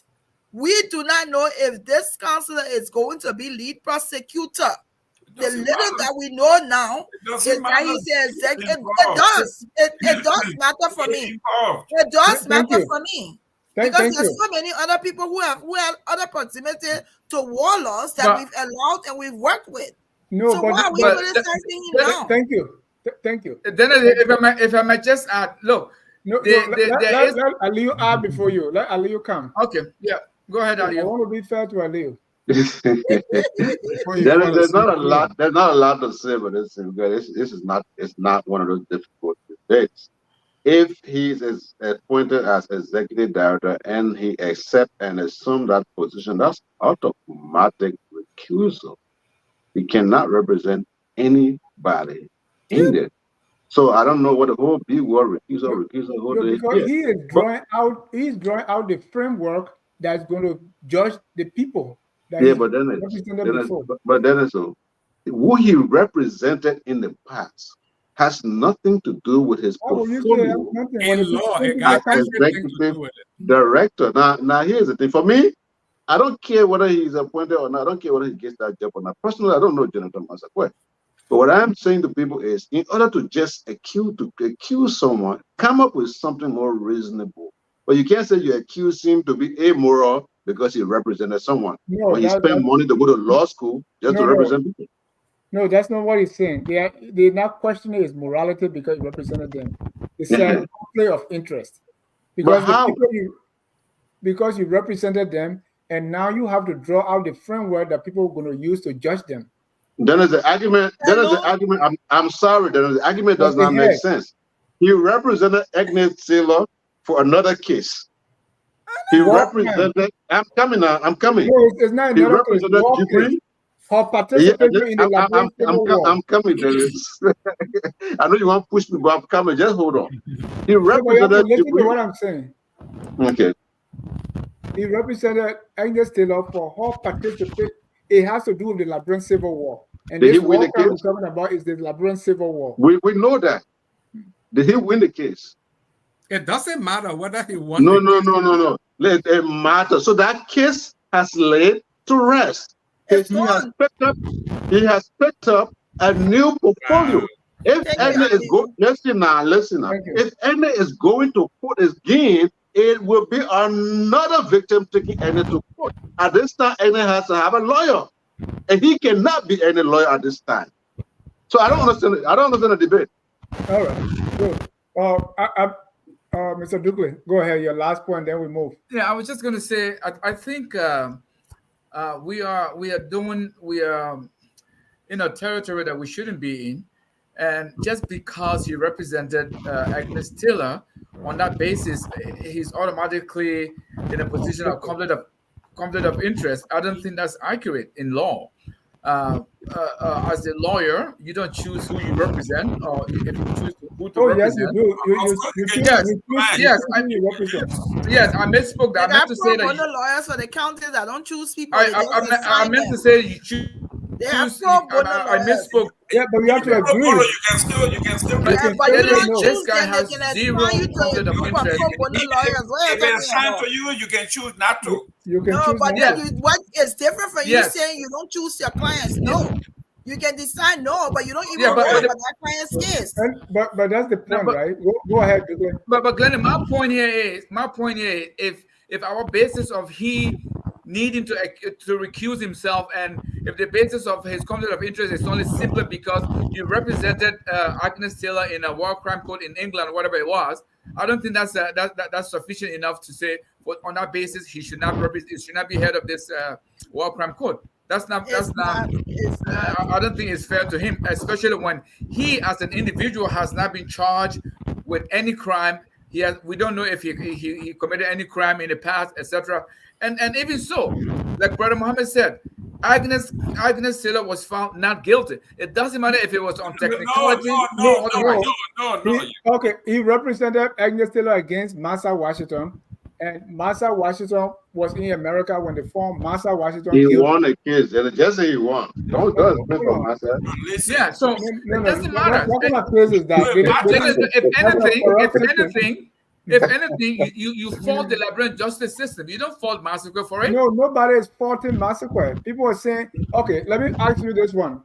What if Agnes Cllr was to appear in the court where Massaquoi is the prosecutor or something? Would that be conflict of interest? Yes, but thank you. Yeah, but no. Then, but you are assuming the case has ended. No. It's not ended. You are assuming if he is. What if he's not? No, I'm not assuming. I'm saying what if he's the executive director. Yeah, but because he's the executive director doesn't mean he's going to write the rules by himself. No, what I mean is you agree that if you were prosecuting, then it would be conflict of interest. That's why they didn't make you prosecutor. Right. Remember, the case is still going on now. He's still, the case have not been The resolved. man will be managing the office. The man not prosecutor. You're not going to court. I'm just saying what, because I wanted us to drill down on this whole recusal. So you agree if you were prosecuting, you need to recuse himself. Yes, absolutely. Yes. Exactly. Then that would be a debate. That would debate with Mason, but he's not. Yes, but not because the man going to be office manager. You're already. Don't say office manager. He's not office manager. Well, he's going to be executive director. Don't reduce it to office manager. It is. It's an office manager position. He's going to be managing the people. He's the top. He's the executive director. The lawyer you're talking about, he's going to be managing everybody. So all the lawyers are working under that's him. an office, right? And that No, is that's not office manager. Don't say office manager. It's He's not an office manager. Randy, don't He's even the go there. executive Don't even director. I will go there. That Don't office. even go there. He will manage his office. All right. He's the executive director. Let's take a short break. When we come back, we'll deal with our last.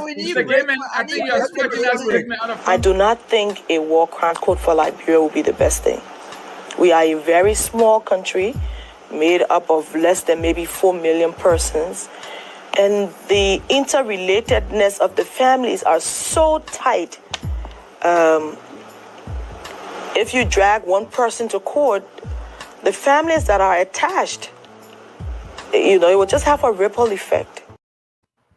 Ladies and gentlemen, if you are just joining us, this is Friday Night Debate on Focus on Liberia. We are discussing the bosses, the yellow machine, Councillor Jonathan Massaquoi, and the last one, the ungodly salaries of these people, our top less than 1%. What do we do as a result of this? Is it okay? Should we do something about it? And if we should do something, what is that? What can we do? Number one, should we protest peacefully to peacefully occupy the legislative branch until they can make new laws to change this ungodly salary? And I will tell you why I say ungodly salary in a minute. Or we should just wait until 6 years, and then we change the lawmakers, or 9 years to change the senators, and say, well, and give them new mandate to do these reforms. Or do you agree that it's fine, it's legal to make the money? So let me give you an idea about how much money they make.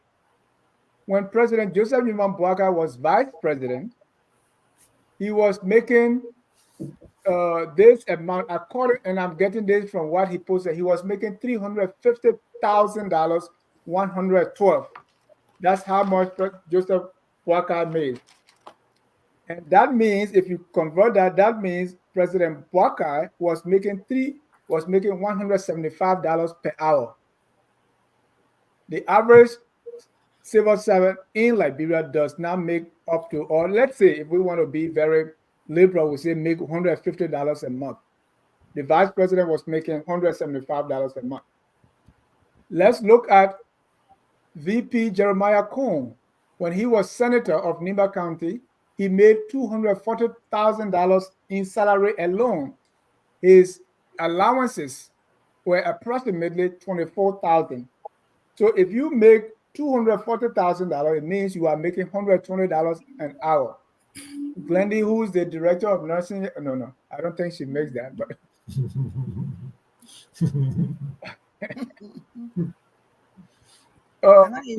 let's fast forward. That's today's senator. There's one more senator here. That's Senator Funati Koffa. Last year, annual salary $204,600, meaning he makes. Funati Koffa is a representative, not a senator. You mean representative? Well, when you were representative. Right. That was last year's salary. In the draft budget, basic salary for elected officials, the Senate, $245,000, $540. That's their salary alone. That means $122 per hour. In the draft budget, we are spending last year, because the people are everything going to salary. If you look at our budget in 2023, what we spent on salaries alone was 621.4 million. And what went to capital investment, your roads, your bridges, your electricity, the dam, was 150 million. This year, in the draft budget, we are spending 640.5 million, and what is going to development is a tiny 51.8 million. Because these things, do you agree that these are ungodly salaries going to the top less than 1%? If the answer is yes, what do we do? Ali, okay. Yeah, I see you look at me. Okay, look. Now this is the kind of debate I want to have, and I want to have this conversation with the Liberian people, the local Liberian people. I will exclude the president and the vice president out of this because they have to work 7 days a week at least. But for fellows who work 2 days, 315,000 for 7 days a week. They work 7 days a week. They work every hour. You can wake the president up 2 o'clock in the morning, 1 o'clock in the morning. Okay, but lawmaker, for him to even come back, get to sign a bill for a job that he does, you got to get an extra $6,000. But let me tell you this. I think those two are the president and the vice president. That's not a lot of money for a president or a vice president because their life is on the line. They're always, in terms of assassination, they're the one the focus is on. In terms of military, you know, yeah. With that, the people who protecting you, something else. The people who protecting you carrying guns, they can change their mind any day. You never know what can happen. But this is what I would say to the Liberian people. For guys who work 2 days, and Ali, sorry, ministers, I think the Chief Justice all make this ungodly salary. Go ahead. I can work with the Chief Justice, maybe minimum reduction from the Supreme Court. All right, because for a country to have a very strong judicial system, the judges and other people there have to be paid sufficient enough that they will not be tempted with little bribes. But those guys, the guys I don't like are the guys at Capitol Hill. Those guys are the ones who can sit down, Dennis, and make laws. See, the judiciary don't make laws to pay themselves. They don't decide their own salary. The president can veto. The president have to sign the law they make. No, but you see, you don't understand. Politics is just politics is weird. I understand. Yeah, but let me speak. No. You can say I don't understand. I understand. But I'm about to explain that they don't come around there for nothing. I'm trying to explain to you what I mean, but you don't understand. All right. Now, here's the thing. Dennis, politics is deeper than just meets the eye. The legislature have so much power that they can strangulate the president. So some things that the legislature does is literally forcing the president to say, if you don't do this, you're not going to get this. Yes. You have an agenda on when you don't take that 350. You have. Hold on. Go ahead, Ali. I want you to conclude. Okay. So you're the one who just got elected. You're the one who made all of these promises. You're the one the weight is on. Dennis Jaha is over here on you. The political bulldog is on you. Gilman over here telling you organize against you. The pressure is on you.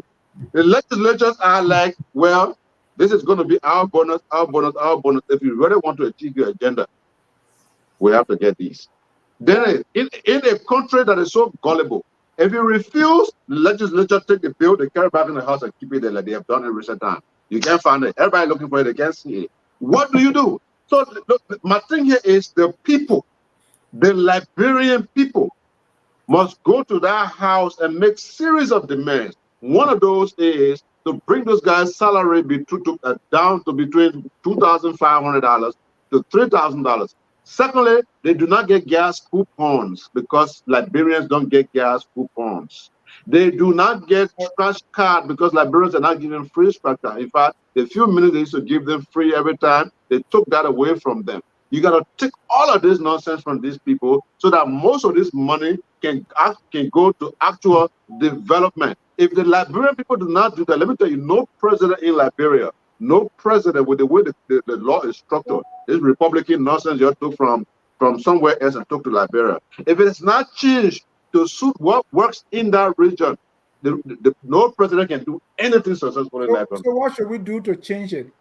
I just told you, get the people, enthuse the people. Let the people go over there, lock the place up. Okay. Any legislature that forces said they flog him. You know, let me tell you something. You know, let me tell you something. Please don't promote violence. Yeah, no, I didn't promote any violence. I just, if they come there, you know, they will not come. But if they do, I will not hesitate to tell you, stay with it. But here's the thing, Dennis. In order for us to get this change, unfortunately, the man that's supposed to say Burger is not a radical person. In order for Liberia to grow and to change, Dennis, we have rules, we have laws that are on the book that are very beautiful. Dennis, beautiful than most laws and rules you find and policies you find around most countries in Africa. Then these guys take it and pack it one side and do whatever the hell they want to do, and nobody can do nothing. The people are gullible. They sit there. They have to go to lawmaker to beg them for school when they're just supposed to go there one day and make these people do the right thing, and they can do it. They can be done. They're not stupid. They know what to do. The people got to go over there and drag them out. Okay. we over 1 hour 46 minutes. We don't. I know 2 hours, not even one. Mr. Salif. Yep. Thank you, Mr. Jai. You see, what do we do about this ungodly salary? Protest is okay, or we just wait until 6 or 9 years? What do we do? Or do you think it's fine? The fact of the matter is, I don't think protest is going to work, because by the time you start protest, the police will go there and escalate and start to harm and kill innocent people. They're Mr. They're very Salif here. They're very Salif here. Has there been no protest in Liberia where they kill people? No, tell me. Hold on, Mr. Salif, go ahead with your plan. What do we do? Just in Babe Mountain, was it last month or the other month? Somebody let's go ahead. What are you talking about? So I don't think protest is the best thing. The best thing is we have to educate our people. I did the math from the last number you gave, and let me give you some of the calculations I did. For one senator, one senator, from the amount that you gave, the last amount, one senator annual salary, he taking almost $3 million, $2,945,480. If you multiply that by 6, I've only multiplied that by 6 years because no senator spent 8 years. But let's assume 9 years. Let's assume only 6 years. If you do 6 years, that comes to $17,672,880. That is for one senator. If you decide to combine all the senators in 1 year, Liberia has, I think, 73 senators. 1 year, we're talking about 88,394,400. That is for 1 year, all the senators. If you add the senators and the representative about 30 of them, you add that to 73, that's 103. If you do 1 year salary for all the way around, Dennis. Huh? It's 30 senators. Yeah, I said 30 senators. That's what I said. That's 73. No, representatives. Okay. Representative. Senators are 30. If you do that, you're talking about 303,384,400 just in a year. So multiply that by 8 years, and you see where the country going now, where we live. And these guys, every time they come, they're increasing their own salary. The only reason people give you increment in salary is because your work is satisfactory. Because the company is making profit. Company doesn't just improve people's salary when they're not making profit, because there is some overreach. So they improve your salary because you put it in. Look at Liberia. Is Liberia the kind of country that should be increasing a legislature salary? Where has the country been? Look at the country. Liberia is amongst the 10th poorest country in the world. Mr. Salih, why are you focused on the legislators alone? Ministers are getting the same. No. The reason I'm focusing only on the legislature is just to show a small chunk. So by the time you add the executive, salaries alone for these people that are doing nothing is running into hundreds of millions of dollars. That's what you see in the graph, right? This is the one for salary and the one for development. Tell you that. How can we build even one bridge? Yeah. What is the dividend that the country is receiving from their leadership? There is no dividend we receive. These people, if we don't educate our people with these facts, the next election cycle, they will still vote these people. Once they share 1 cup of rice, 2 cup of rice with them. So if you educate them, what do you want them to do? Wait for the 9 years or the 6 years to change them? We just did last year and things are still the same. Yeah, the reason I am opposed to protest because protests usually what get you are out of for, hand. not what you are opposed to. What is it that you are for? I'm for educating our people so that we make informed decisions. Waiting for 6 years or 9 years to change. We already been in there for how many 100 years? Right, we just did. We waited for 6 years. We changed them, and it's getting. They just went to Buchanan, and they have. Oh yeah, they have party, but we just changed them. Amara Corner, for instance, is new. That's exactly what I'm saying. The reason we changed them and put the same old crooks back is because our people don't have these facts. They don't have this knowledge. If they have these facts and they have the knowledge, they're not going to vote for those same people, because if we do protest gets out of hand, innocent people die, the people still keep making their money. Thank you. That's what I'm saying. Thank you. Mr. Dugley. I think, Dennis, it's no wonder 50% of the Liberia national budget goes to salaries, right? No, not 50. Not 50. Look at the graph. Look at the graph. Yeah, I guess even more than 50%. No, say more than 90. Don't say 50. 95%. Yeah, so it just goes to tell you what is wrong with Liberia. And these people are not in any way deserving even 50% of that salary that they earn. And you can see that why it's no wonder the government is the most attractive employer in the country. Well, newsflash. All millionaires are in government, right? They were the made the millions. So now, according to the asset declaration, Jeremiah Kun is millionaire. Fonati Koffa is millionaire. President Bouaka is a millionaire, even though he tells her he's not. He's living on loan. That is not true. Somebody will make $315,000 for 12 years, not going to live on loans. And he was receiving pension that was like $13,000 a month. So that is not a political statement. So all these people that are in the Senate and representative, if you take your salary alone, your Darius DeLong, since he got there, he just declared like 600,000, right? From a public service job alone. So they are the richest people in the country. And you see, Dennis, here's the disheartening part of all of this. This is their official salary that is budgeted in our national budget, and all the other things that comes with it.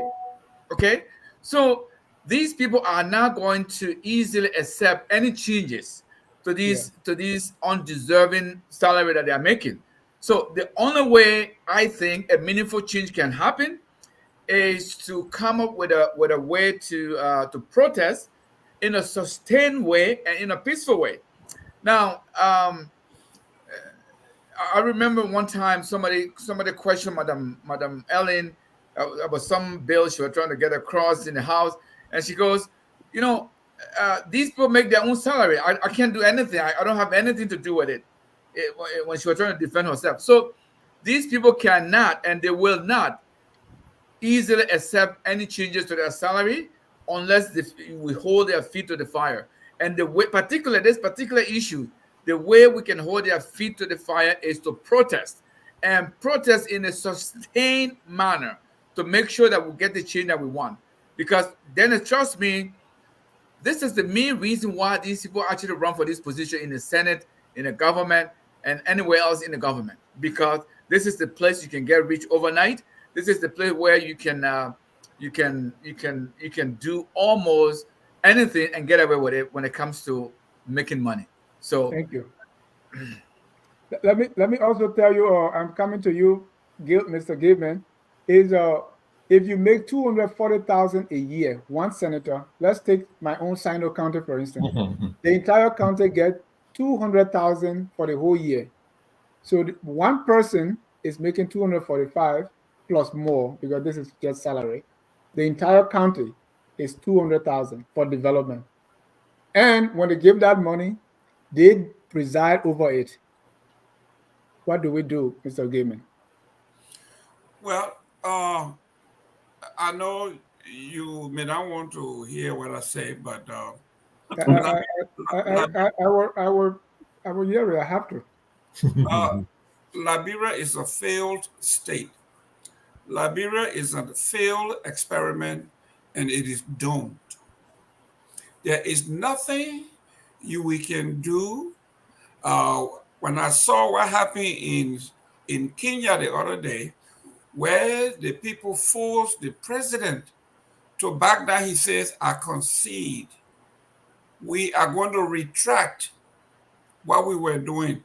It's a glimmer of hope that the Gen Z, the young people whose future that you are trying to mortgage, say, "We rather die than let you do this." And they were successful.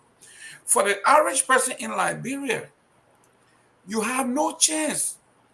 If you are making $150 a month, and the guy who employs you make almost 1,000 times what you make, he controls your salary, he controls your benefit, he determines when you get fired, because everybody wants to work at one of these ministries. If you work at a ministry, you work at the behest of the executive, the president. So if you are not in good graces with the president and the minister, you have no job. So the regular person stands no chance. For you, Mr. Jai, if you went to run against your senator in Sino, you stand no chance, because there is so much money against you. In fact, they have a caucus. These guys will say, if I'm senator and you are threatening me, and Sharif is also a senator, I call him and say, "Listen, this guy is trying to come out here and burn breaches. Let's gang up against him." And you see them going to these places and piling up against whomever it is, and they will squat you and you can't do anything. So we stand no chance. Now the only hope, legally, if the president of Liberia, whomever he or she is, says, "I declare a state of emergency. We do not have the money to pay people. We don't have the money. We can't sustain this. I cut my salary from 500,000, whatever it is, to 50,000 is enough. And everybody else, this is how it's going to be. This is it." It's a declaration that they cannot do anything about. The president has that power. Other than that, there's nothing we can do. We are not going anywhere. Any country, any organization you run in this United States, they tell you, if we are giving you federal money, your expenditure, we talk about administrative expenditure, cannot be more than 8%. You are talking about 95%. Like 92%. 92%. 92.5%. Yes, 92.3 or 5%. That's the entire, but it never happened in a developed world. It doesn't happen. So until somebody come up with a draconian declaration that, "Listen, this is too much, we cannot sustain this. $50,000 in Liberia for president, for anybody is good, and let's put the money towards the people." The people will back you. But on that, we stand no chance. Mr. Sharif. Yeah. I want to keep the chairman last on this one, because women can think things through a little more. Yeah. Absolutely. Yeah. The problem with this is that this is not just the legislature. I know a lot of speakers have talked about the legislature, and all of that, right? The two branches of the legislature, the Senate and the House of Representatives. But it's not just them. It's the executive as well. We're talking ministers, directors, assistant ministers, assistant directors, and all of those different agencies. We're talking the judiciary, the legislature, certainly. And so the other problem with this is that we're borrowing to pay ourselves. We're borrowing to upkeep the civil service. This is untenable. So how do you borrow from China and the World Bank and IMF and everywhere else and pay your civil service, right? Upkeep your civil service This is not attainable. Liberia is a wealthy country, and so as long as we're doing that, the country is going to continue to remain what it is. Yesterday, we talked about some things that, and I'm interested in that, and I did mention that off air. We can talk about some of these things, and Thomas has some very good idea. The basis for some good ideas that we can talk about practically, and not just talking about these things here as analysts, but we ourselves with our own participation in that process. I'm very interested in that process of how some of these laws we can work towards, even though it's a long process, I think. It's a tedious process, I think, but we can participate in that just, outside of the confines of this studio. That's one thing. And then somebody mentioned, the protests, protests in Kenya, the Gen Zs or whatever, the youth went out and protest. But this is what happens. When you go out to protest in Africa, leaders, the leadership, wherever they are, they don't easily give up. They will bring out the police, and sometimes they'll bring out the military, and people will die. So if we are willing to wear the bullet vest and go out, or with our bare chest and go out and say we need change. And I think that this is what other people have done. This is what happened in Kenya. So just for the president to retract his statement, to retract what the bill he was going to sign, more than about 24 people paid for that with their lives. And what is going to come off of this? Perhaps nothing. And you're talking about Liberia? These people are ready to do anything. Like the Reverend said, they are ready to do anything. So, but what the population can then say is that you can do whatever, but we're coming. We've had enough. It's been decades and decades of no action. So this is not limited to one, administration or one, one group of legislators. This has been going on for decades and decades, right? It has. You know this better than I do. This has never been this way before, right? Under President Doe, like when Dr. Sawyer came in as interim president, they were still using that old salary structure where senators were making like $300, $400. Right, but then they was still above the rest of the population, and it's why this whole ungodly salary started with President Sirleaf. Let's draw that line. Okay, yeah. Now the division, the dichotomy, that I mentioned yesterday, in the Liberia, the evolution of privilege. Professor J. Gus Lebanon mentioned this in 1969. It was that way. The population who were in the public service were living. There were two societies then, but the two societies were different. This was the descendants of American Liberians and the natives, and now you have the natives who have supplanted, if you like, their masters, and they've become more than their masters, right? So it's a bad situation. Sirleaf administration, as you heard Dr. Dukley said the other day, some of this started during the interim administration, like the gas slip and the scratch card started during the interim administration, this kind of welfare state. It never stopped. Sirleaf, Mrs. Ellen Johnson Sirleaf had an opportunity to stop this nonsense. She has been someone who was fighting for social justice and change. So she got there, she perpetuated this whole thing. And then under her administration as well, these remuneration and wages went sky high, and it has never changed since then. And when George Weah even tried to do harmonization, what did the people say? They accused George Weah of harmonizing. Liberian people should have celebrated harmonization, and even more harmonization needed to come. But what did people do? People said this was not a good idea. So if you can cut salaries into half and people will still make a decent living. Yeah. Look at Miguel. Look at Nathaniel Miguel. Look at Miguel. Look at Bill Thorpe. Look at these guys. These thieves. These CDC thieves. Unity Party, everybody, look, like right now, the country, we're talking about Have they been adjudicated as thieves? We're talking about we're talking about flooding. We're talking about all these different things. The reason why we have them is because people have stolen. Salif is calling you to a point. Say you should call them alleged thieves. Not they have not been. Have they been adjudicated in the court They've of not been law? found guilty. But Mr. Sherry, I want you to conclude quickly so that I can go to Glendy. We are out of time.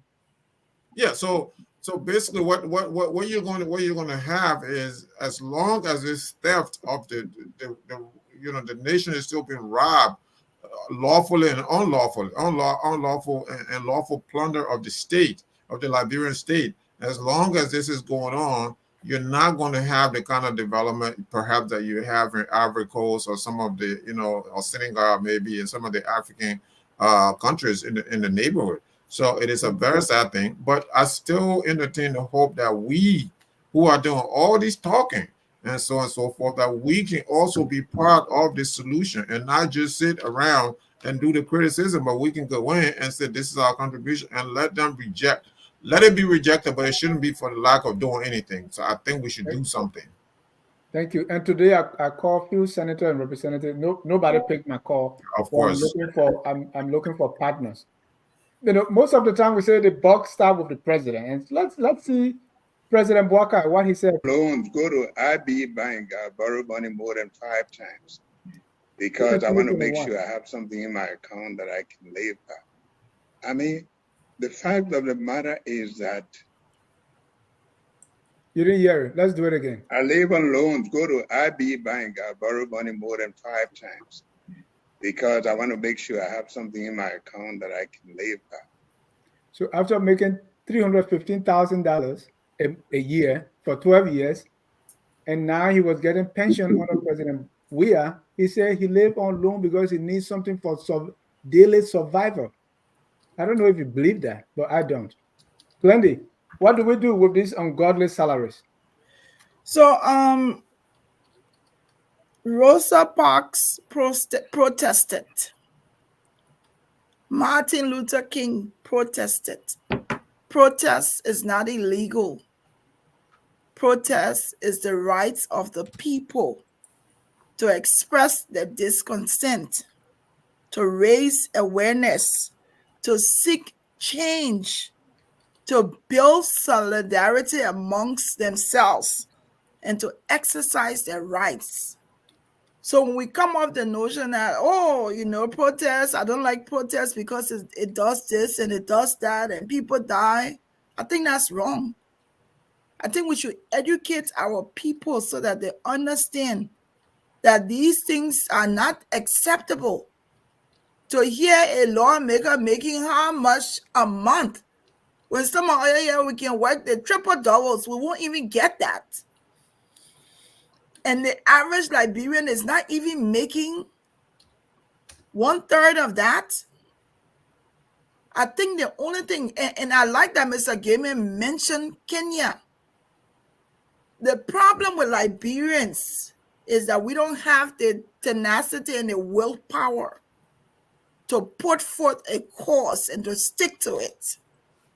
Protest works.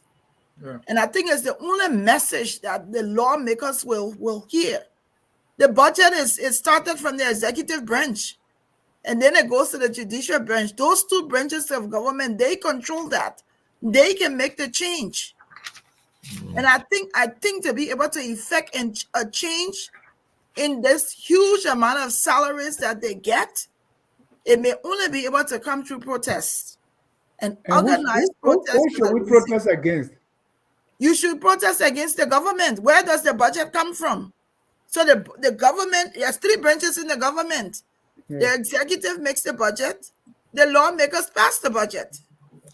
So once you hit the government and you hit those 2 branches, you're going to effect change. But if you're sitting, you're not doing anything, it's going to keep coming. It's going to keep happening. They're asking for more money now. They're going to ask for more money tomorrow. When does it stop? And people are continuing to be poor. People are continuing to suffer. And it's just one group of people benefiting that are rich people. When does this stop? I think the Liberian people need to build up the courage to be able to stand for something. And that's the only way change is going to come. Listen, I got one call on the line. Yes, I wanted to start, but the people are saying they want to talk. Yeah. So let me open the call lines for a few minutes. Okay, can you take my one call, please? Reluctantly, yes. Okay. Hold on 1 minute. Go ahead. Your name and where you calling from? Oh. You don't want to bring us on. No, Are you guys hearing me? Yes. No, we can't hear you. I want to make a quick comment here. First, but why you can call the conference line? He said he called earlier, but you were not. I keep calling. You're not picking up. So no, because we didn't open the phone lines yet. Okay. Yeah, but go ahead. Since you are on that, but bring it close to the. Put your volume. Put it on speaker. I'm not hearing him. Back on the phone line. So I'll go back on the phone line. Okay, go back on the phone line.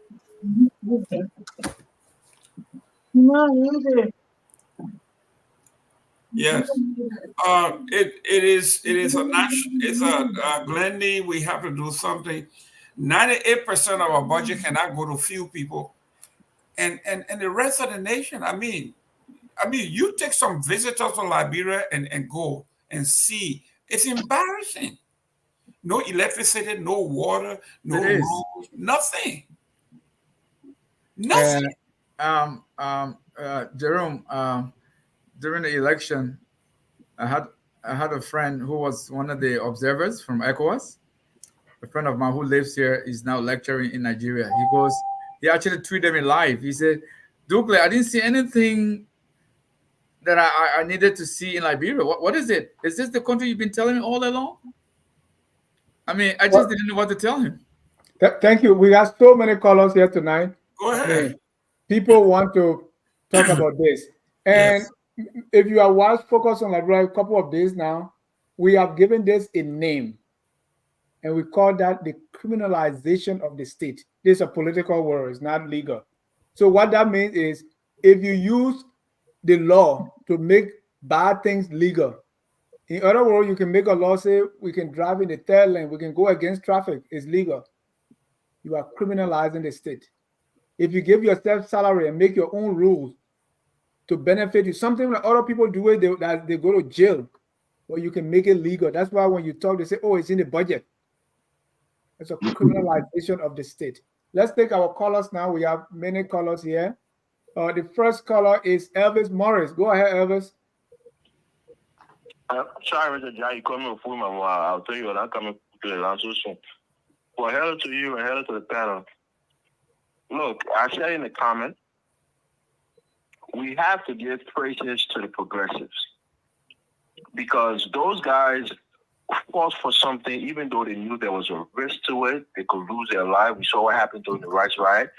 So these guys stood up for it and they organized. What are the LU students doing right now?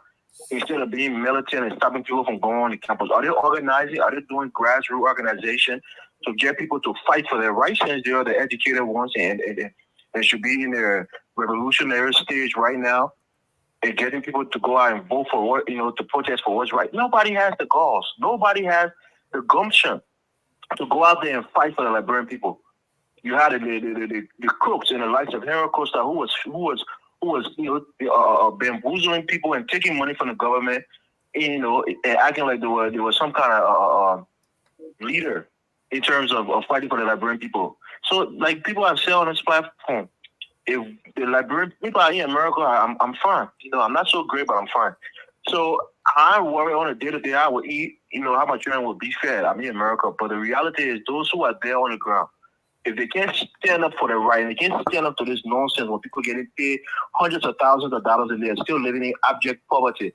If those students on LU can't see their parents and their family members living in abject poverty with the little knowledge they have to organize and ask for better living standards for the people and to ask for these representatives to start taking exorbitant, salary, what do you expect us to do? We just sit on this platform and talk, but they have to do the work.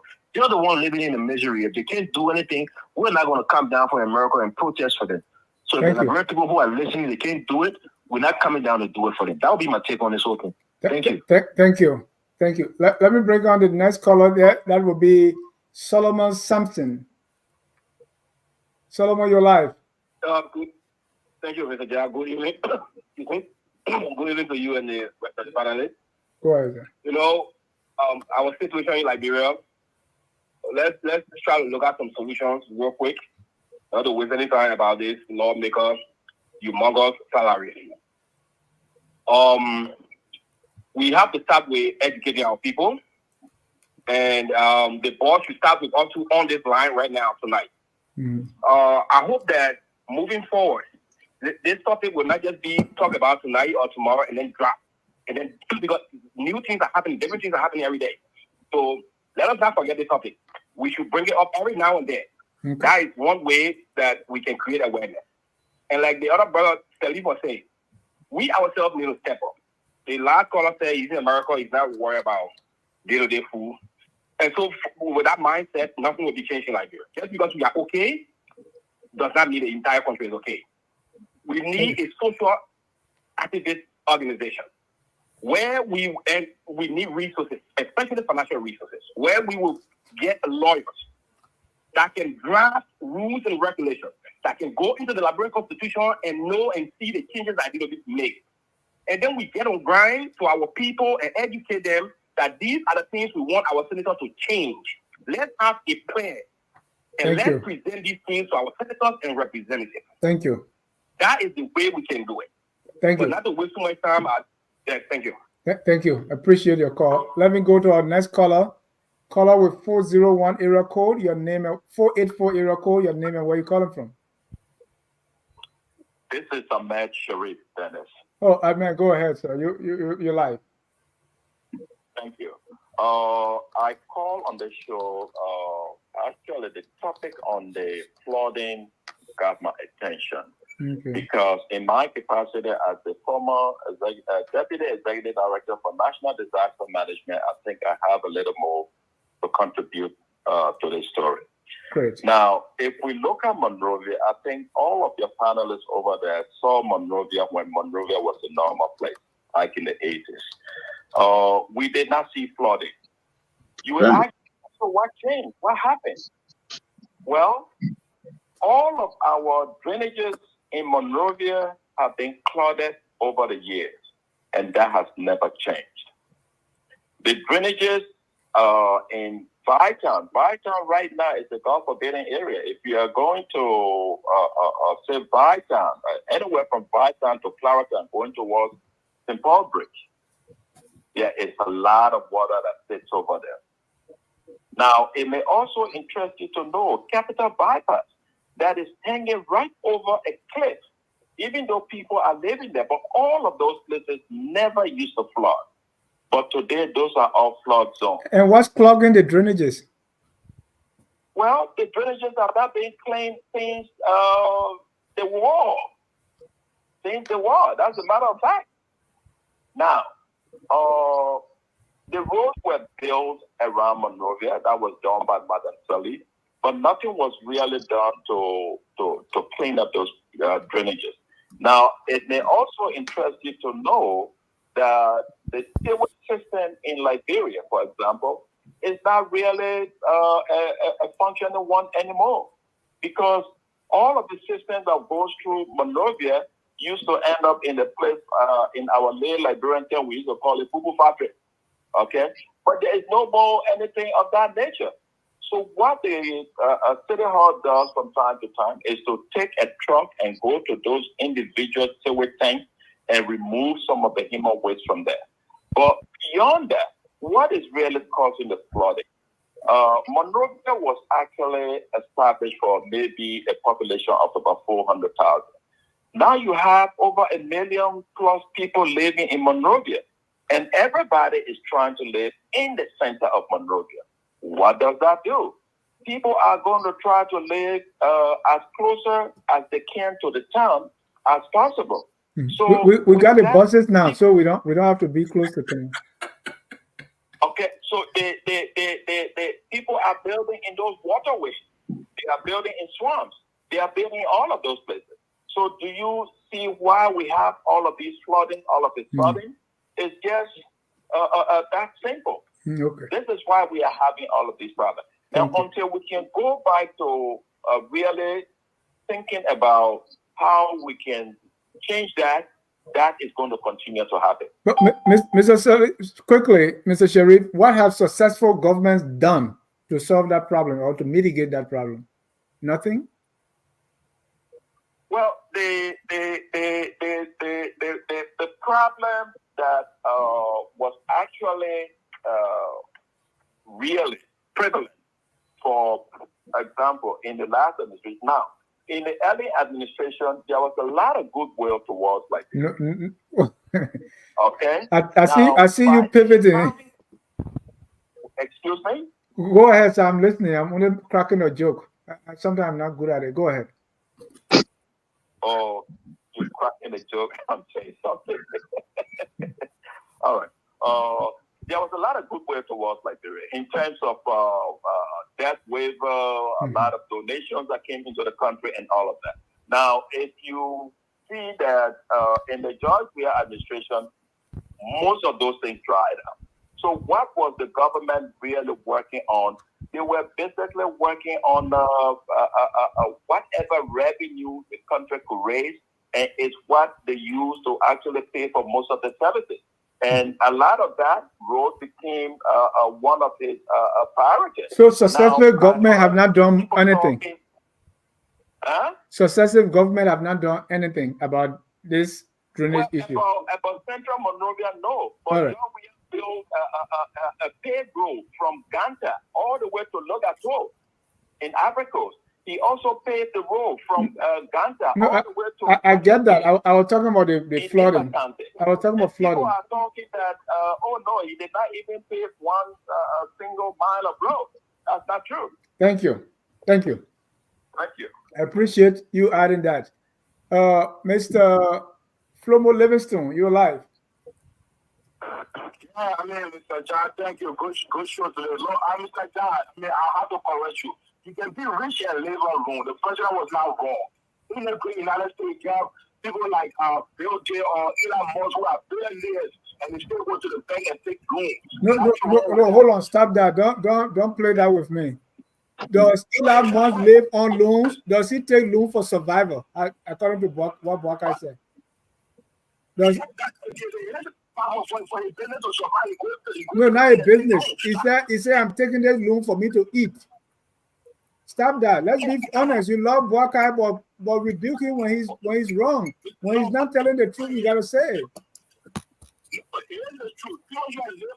No, that's not true. I don't live on loan.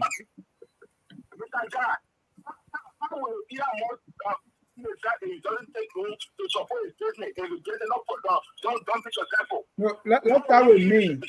I work. I don't live on loan because I pay mortgage. Does that mean I live on loan? No. Buakai does not pay bill in Liberia. He say he's living on loan for what? But go ahead. Go with your.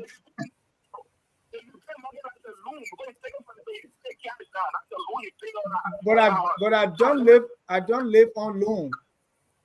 Okay, that's okay. For me, that's okay. That's not okay. That's here. Look, I mean, I want to speak on the how you call it, man? The just make the do control of them, Mr.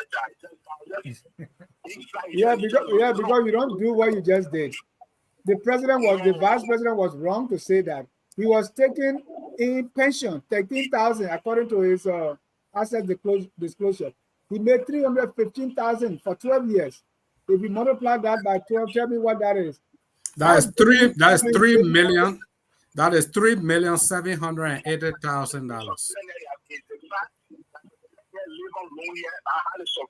They take room for that business to keep moving. If they don't have the business, they won't be able to feed themselves. It's the same thing. So I want to speak on the lawmakers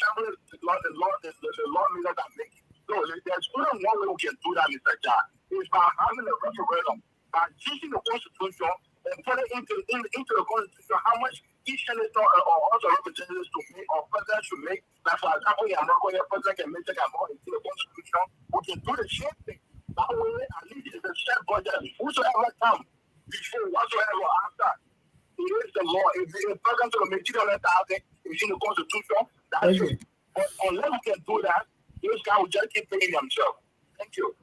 Thank you. Let me take our next caller here. Mr. Thomas Kane. Go ahead, Thomas, you're live. Thank you, Dennis. Good show. I wanted to make a brief comment on the video that you played for the former vice president. You just play it and you move to another, I think, topic of discussion. This is something that I fundamentally disagree with in Liberia. Every time it comes to recommending people who do wrong against the people, we say we are interrelated. We are the same family. This country is very small. We are less than 3 million. But our own family members, after 170 years, keep treating the other people like they don't know them. You know, we just concluded the county meet. You will see all of these people will print T-shirts from Maryland, they will print T-shirts from Virginia and go support the team. They show love for the county. But when it comes to releasing money to go down to the community level for these people to get out of poverty, everybody opposes it in Monrovia. 200,000 since 2007. This is what we've been giving to the county. Even though salaries at the national level has increased, as we are all discussing, the allocation that is going to the counties has never increased. So what is this love that we show during the county meeting? When we wear all these T-shirts and take the horns and blow it and go to FKD. So I don't agree to that point that she's making, that nobody must be held liable for the conflict that we have simply because we are interrelated. If we are interrelated and we are all the same family, nobody should steal from their friends. The little resources that we have, we should all share equally and benefit from it. So I think that's a statement that needs to be condemned. On the issue of flooding, I think we need a better level of thinking at the level of national development planning. We need higher level thinking. Managing holding states these days is becoming complex. Climate change is on the horizon. It's getting to be a major problem for us. In the dry season, Monrovia is extremely hot. In the rainy season, when it rains, then the place is flooded. How are we going to survive in the years ahead? Dry season, when it comes, the water gets dry in the hydro, no electricity. In the rainy season, it rains and our electricity is great that we have to now send the rain. So it's like we're investing in electricity and we can't get it. On the issue of this flooding, also the major limitation we have in Liberia is the issue of urban planning. We have a unit at the Ministry of Internal Affairs that's supposed to be doing urban planning, but they never do urban planning. Monrovia is growing as a city all by itself. Nobody is controlling the growth of that city. But you know who's responsible for that now? The Assistant Minister for Urban. Yeah, can you imagine that? Mark Jabate, so go ahead. Dennis, stop it, my friend. Dennis. Yeah, just want to remind you. Yeah, it's almost over 10 years. Liberia has been working, Cities Alliance, UN Habitat, they've been working with Liberia to even develop an urban policy. We have never completed that policy, not let alone to move towards developing a plan on how to implement the policy. So we are doing very poorly on urban development. On the issue of these different reforms, I think this is something that keeps coming up. Maybe one day we, the people, will have to write a new constitution for Liberia and just carry it to our leaders and say, we want a new constitution. This old one is very old, it's not serving our purpose. Thank you. Thank you, Thomas. Let me bring on the man, Cllr Gonglo. Mr. Gonglo, you're live. Go ahead, sir. Thank you. Before I make my point, I just want to put you on notice. Each caller spoke for not less than 4 minutes. Okay. And I want to let you know that. So here is my first point to begin with. I wanted to comment on Glennie's and Mohammed's position on Councillor Massaquoi nomination by appointment as director for the World Crown Court. I think the difference Mohammed needs to know here is that Massaquoi currently has his signature affixed to a lawsuit against Assemblity, as Anthony, in fact, on behalf of Gabriel Massaquoi. What lawyers have explained is that Anthony, in fact, is equivalent to Power Anthony. That means Gabriel Massaquoi cannot physically be in Liberia, but Massaquoi can act as Gabriel Massaquoi and also represent his legal interests. So he's not Gabriel Massaquoi legal counsel. He's actually a custodian of whatever asset or whatever Gabriel Massaquoi wants to accrue in Liberia.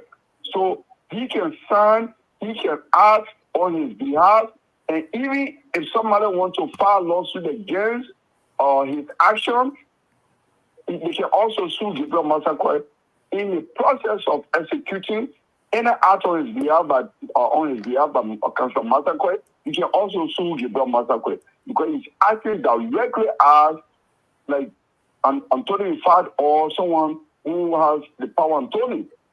Okay, I spoke to a well-learned lawyer and he explained this to me. So this is different from being a legal counsel. Let's get that clear. That's where the guy is conflicted. In that case, he's currently at the civil law court.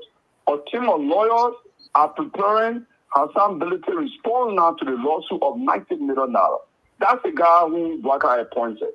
That shows Bwaka's lack of interest in this whole thing. Okay? And my second point is the legislature. We just need to know the history. From the 52nd legislature in 2006 up to this point, every time when the new group of legislators come, they increase their salary. Incrementally, they increase their salary. Every time we put out one group of predators, the next group that can't increase their salary. They never increase it. Okay?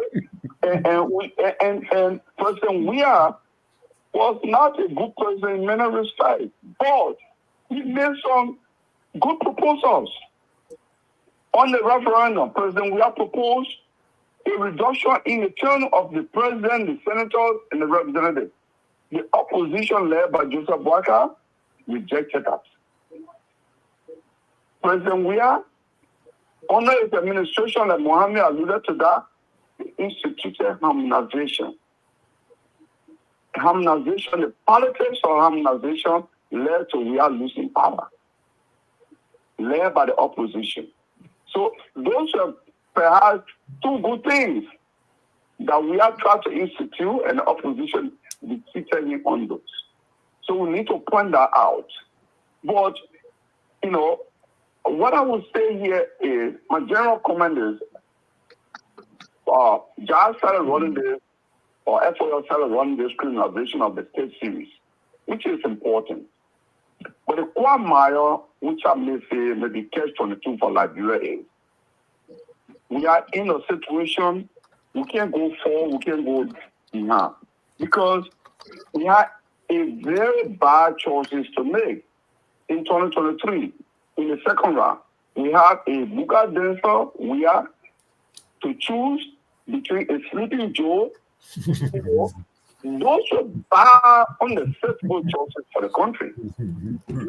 We passed that stage now. So we passed that stage now. A Sleeping Joe and a Sleeping Joe we are a Buka Denser. How does it violate Facebook politics? A Sleeping Joe? Of course, it's well known the president sleeps. Have you met him before? I got confused. And he started putting his hand and he said, keep talking. He's sleeping. And you get confused when he's hearing you. Maybe you don't know that. I met him before. Yeah. So it was a bad option for the country. And I don't know where we're going to go. Because for Bwaka, everything goes. Thank you. Under his administration, 5 persons nominated to one position. And he had to choose, he started withdrawing them. He's sleeping. Other people doing his job for him. Just as others are doing the job of while we are dancing. Thank you. No. Thank you. My notice off now, right? Let me bring in Bendu. Bendu, you're live. Yeah, hi, Dennis. Thank you. Thank you. The state of our country, and what can we do now? I think the other day you said it right. We are doing one of the things that we can do best, or you are doing it, and the panelists on the show. Thank you for everything you're doing. You're bringing to light some of these things that we used to say that the people business. But most of all, I think one of the things that we really need to do, in this country, I've been here now for a couple of years. They say you got to go to the main pocket. You have to go to where it hurts most. I mean, I agree with the protests and everything we can do in Liberia. But I think we need to go to the source of where Liberians getting our money from. And those are the donors and the people who giving all that loans. Remember, our taxpayer money going to Liberia. My taxpayer money going to Liberia. And because my taxpayer going to Monrovia, Liberia, I have a right to petition my government to say, don't send my taxpayer money to Liberia. But there is something called numbers. And we know that when the American government or when a state found out that number is being threatened by a certain block of people, they listen. So I think we need to do that. We need to put some action, or like my sister can say, we need to put some bone into what we are doing. We need to start petitioning our lawmakers. We need to galvanize our Liberians in America. Because it hurts. It's very, really bad to see Liberians going through what they're going through. It's not fair. I see people blaming it every day. People say, what they are doing to themselves. Yes, but that's why we elect leaders. And yes, that's why we went to school, and that's why we are here. And because we are here, we need to talk for our people. We need to start petitioning our leaders. We need to start talking to the government and sending our money to Liberia. They are stealing from us as equally as they are stealing from the Liberian people that live right now in Liberia. My taxpayer money going to Liberia. I don't want my taxpayer money going to a criminal. No, I don't want it. And so maybe we need to start petitioning our lawmakers. We need to start forming numbers, calling around, creating phone banks. To say, let's call our leaders. Let's send the word there. To say, stop sending our money. And believe me, when our leaders start to listen, and our people in Liberia don't get this free money that they're not ready working for, they will do something. So the protest is good. We can have sit-in. All of these things are good. But until we go to the source of the money, until we go to where it hurts in the pocket, it's going to be worse. Thank you. Thank you so much. Let me bring our last caller for the night. That's Hassan Kone. Hassan, you're live. Go ahead, sir. Yeah, Dennis, thank you for taking my call and going into the panel. I just got a couple of contributions or points that I wanted to make. One of the first things that into like solving this legalized corruption that is running rampant in our country is we have to start looking at ourselves. Right? Look at the Liberian elite, educate the Liberians. Some of them are sitting on your panel, some of them are on the panel tonight. Right? These people contradict themselves all the time. Right? You have Mr. J-Man, if just we are doing it good, then he can spin it because, but then you have Aliyu, we do it, is Waka do it because it's because that's what they support, right? And it trickles down. So, people are saying protest, right? People should go protest, but why would people go protest if people are manipulating them, right? If Aliyu was saying, don't get in the street and protest because, it's against the state, it's this, and it's all those negative things, right? They will make this argument to convince our people. So, listen, our problem is our elite. Our people go to school, so when they go to juice the white man, right? All of the schools, but when it's time to implement these things to help ourselves, we manipulate the people that don't know anything at all, right? Just so we can stay on top. I was watching a show the last time I saw a representative at Gray, right? Now it's criticizing, the party for corruption and all of these things when it comes to the how you call it, the asset declaration, right? So it starts with our elite, the people that go to school that learn, right? We have to start to be honest with ourselves. Like you got to listen to people that former Livingstone, try to, it's okay for people to live alone or whatever it is and stuff like that, trying to mislead again because he supporters of Waka, right? So we lack honesty, we aren't consistent, right? We're not going to go to the American government that will help us with our problem until all our educated people, right, decide to speak in one voice and say enough, then that's what it's going to be. Thank you. Because everybody feels like they're in it for themselves. So, I will just leave it there. I have a lot more to say, but I'll just leave it. I'll leave it there. Thank you. I like that point. We support our own devils. So, right. As long as we do that, things will continue. Gentlemen, it's been so long. With our own devil. Let me go further. Let's conclude. Yeah, 1 minute each. You gotta pay us for overtime, Dennis. You gotta pay us for overtime. Yeah, so Dennis, this is what I would say in my closing, and it has been a wonderful exchange. I really enjoyed the time with with everybody on here. Then our problem is only right now as we speak, in terms of the money, is the legislature. You know, with the executive, it's very easy. The president can just decide one day and say, all ministers will make this, and George Weah even did it.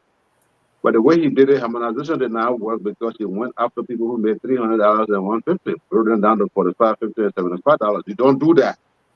Okay, he did a pretty good job with the ministers. Most deputy ministers make under $3,000 after taxes. All right? So the issue is not with the executive. The issue is with those people who make their own laws. Those guys can decide every year, we're adding extra $2,000 to their pay. The executive cannot do anything. They try to strangle Ellen Johnson to a point where she lost it. She just started giving them everything that they wanted. And it has gotten used to them. They can't go below that anymore, Dennis. To get those guys to do the right thing, Dennis, and you want to do it diplomatically, going through the normal bureaucratic process, Dennis, it's not going to happen. They will fight you to the end. In fact, if they can get AK-47, they will move AK-47 in there. You need the people to rise. Dennis, this is what I will close with, Dennis. Listen, Liberians, when we leave the diaspora and go to Liberia for whatever reason, we must go there with the mind of innovation. Like I was watching people in Burundi, they live in Australia for 4, 5, 6 years, went back to Burundi. They were refugees just like most of you. They went back to Burundi. These guys are building gated communities with multiplexity of apartments. I mean, modern apartment like what they saw there. When you go to Liberia, you see most of our investments, except for a few, they pay there one room, they call it self-contained. You come from America, 20 years, you pay 4 one-room self-contained. Just like a complete project in the ghetto. So we need to have that. And another thing I said on the show before, Dennis, we need to go to Liberia to invest. The excuse we have, the condition is not playing, the level is not playing, but the Indian people are flocking in there. I go to Liberia every time I see businesses all the time. New ones are opening. When you go to Boys Town to do on the Rawalpindi Highway, it's a whole town. And all of the stores there are either Indians or Lebanese. But yet, we say we're looking for level 1 minute, Alio. Thank you. Mm-hmm. You know, there was three people were eating, grapes. I would say grape because that's what we know here. But actually, it's pumra. But I don't know why it's called because so they all agreed to take 1 grape each. So that's what they were eating. Then the black guy started taking 2. Nobody talked. Later on, he started taking 3. Nobody said a word. He started taking 4, 5. Nobody talked. Right there, he grabbed the 2 guys that were not blind. He said, "You stop cheating me."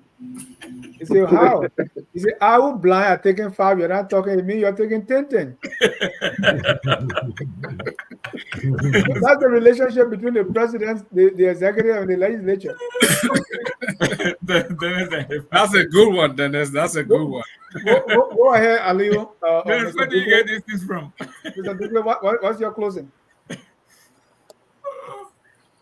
And Dukle take only 5, don't take 10. Yeah. Well, because if the legislator taking 10, they taking 5, and the president, what do you think the president will take? And the president said nothing. You blind, you taking 4. You think I can see what? What do you think I would do? Actually, that's a very good analogy there. I don't think it's a correct analogy, but let's go ahead. Mr. Brugler, you're closing. Well, Dennis, we are going to have to keep holding them to account as much as we can. I mean, sometimes we might underestimate what we're doing here, but I think it does have value, and we have to keep doing it because you see, a lot has changed from before the civil war in Liberia and today. And now social media is all over the place, and people are getting awareness from many sources. Now, it was not like before when what the Ministry of Information says is gospel, because there was no other way to find out what was happening. So I think that it's about time we sensitize the Liberian through forums like these, so that we know that we let them know that they are accountable to us. I want to say thank you very much, Dennis, for giving me the opportunity and to thank my fellow panelists, this wonderful Liberian with the kind of knowledge and insight they've shown on this platform. I want to say thank you to all of you for being on the panel today. Thank you, Dennis. Thank you. Reverend Salif. Thank Last you, night Dennis. I told the people, I said, only a child you can send to cut their own switch so you can beat them. So don't expect the legislator to cut their own switch. Again, another one. Thank you, Dennis. Thank you, Dennis. Let me start with this as I conclude. You said Joseph Boaga's salary was $315,000 per year. Multiply that by 12 I'm getting years. that from his disclosure. Yes, I understand that, and that's why he put there. Yeah. So that is $3.7 million, almost $4 million. That's not a lot. 12 years. 12 years. That is just the salary, not other lobbying and other things he got from other sources. That's all. So we are only spent 6 years in power, and while we as administration was in power, he was still getting 13,000. No, 800 plus 13,000 a year. Yeah, that's what I'm saying. 13,000 a year. So that 13,000 a year, you multiply by the 6 years, we have spent that 78,000.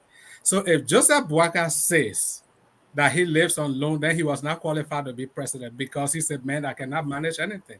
If he could not manage almost $4 million that he made from government, only 6 years he was out of government. All his life, he's been in public service. He's been making money. So if he's living on loan, then he had no right to be president, because if you can't manage your own money, how can you manage the country's money? So that's where I want to start from. And I'm sorry, Glendy is gone. She's used to be my girl. She was always on my side. I don't know what happened today. Nobody is opposing protest. Protest is constitutional. The people have the free right to gather. All that I'm saying is Liberia has a history of violent protest. People can start peacefully, before you know it ends into riot and people die. If we say let's protest, are we in the diaspora willing to take our children? Or we want the people in Liberia to take their children for the protest while we sit here and watch on TV? So all that I'm saying, what we need to do is what we are doing: civic engagement and enlightenment. The reason we keep putting the same crooks back in office is because our people don't know. Even me on the platform, on the show tonight, some of these things I didn't know. The kind of wastage. And the reason we're basing on the legislature, because they are making the highest. They are the ones really wasting the money, and they pass there through the budget and they make it legal. We cannot allow these things to continue, but it can only stop through civic engagement. We've been doing protests time immemorial, and nothing is changing. People die, protests quiet down 1-2 years, the crooks continue to do the same stealing. So, but if we enlighten our people, like Focus on Liberia is doing, if every other platform is doing, we're publishing these people salary, we're doing all these things and showing to the Liberian people, they will be angry. They're not going to vote for those kind of people to come back. Instead of going to protest and then police come, they shoot, people die for no reason, and we even have civil war. 250,000 people died. Liberia never got better. Nobody on this platform can tell me where Liberia is now. It was better than before the Civil War. It's never better. It keeps getting worse. So if the Civil War did not change it, I don't see how protest wants to change that. The best tool that we have is civic engagement and enlightenment, just like Focus on Liberia is doing. If we continue in that line, our people will know what's going on, and they will know how to make informed decisions when it comes to elections. Thank you.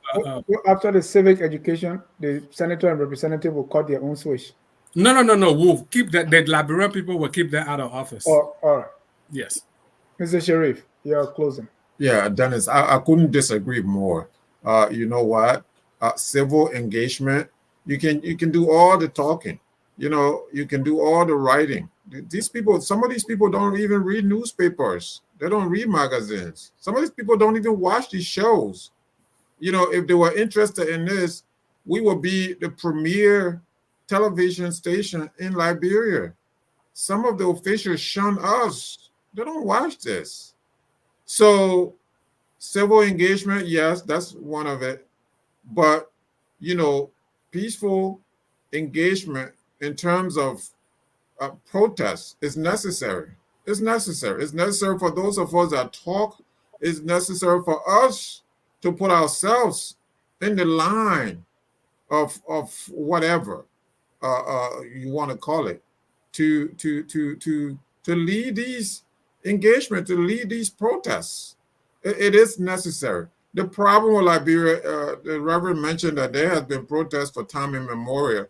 Some of the protests were put down violently. And the reason some of the protests failed is because the protests were hijacked by people who had sinister motives. After the progressives of the 70s, their era, at the termination of their protest, there was a violent military coup, and the progressive all got absorbed into that government, and so they moved forward. And then Charles Taylor came in and hijacked, the aspiration of the Liberian people for change. So it's always been, some pseudo Democrats, some pseudo radicals that will come in and hijack the legitimate aspiration of the Liberian people. That has been the situation. So if we do something, we must never allow any pseudo radical and pseudo Democrat to come to hijack the process. This has been the situation.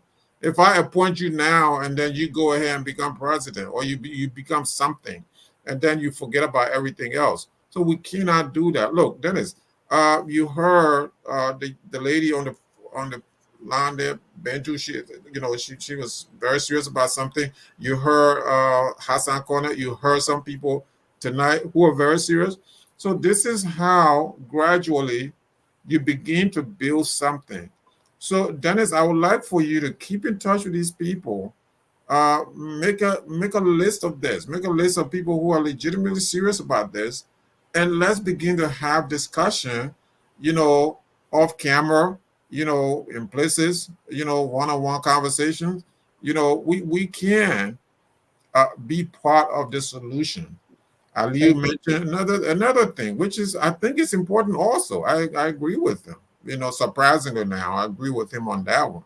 But so these are the things that we need to do. So it's not just protests, it's other engagements as well. But to just sit down and talk and talk and talk, these guys will not get moved by that. And when I say these guys, because they are mostly men, I'm talking about the entire apparatus of government. I'm not talking. You never call them predators. Cllr is always on fire. Focus on Liberia should start to hold some town halls and some. It's always on fire to educate the people. Yeah. So thank you, Mr. Gaiman. You have the last word. We hope that you are not going to spin anything here. Thank you. It's a propagandist. I don't know why you give him the last word. No. Gaiman is not a propagandist. Just He's because a propagandist. You see how hard to defend, dog. You are following everything you got me say. Everything you got me say. Just 6 months, they're running already. We did it for 6 years. Yes, ladies and gentlemen, first of all, we have to be honest with ourselves. Joseph Boakai promised that they were going to bring highly educated, well-trained. You cannot take big people, men's job, and give it to kids. Today, Joseph Boakai was saying, let us stay on social media and talk. You're talking to Dennis Jordan. You can talk all the one. I will do what I want to do. That's Joseph Boakai. That's what he said.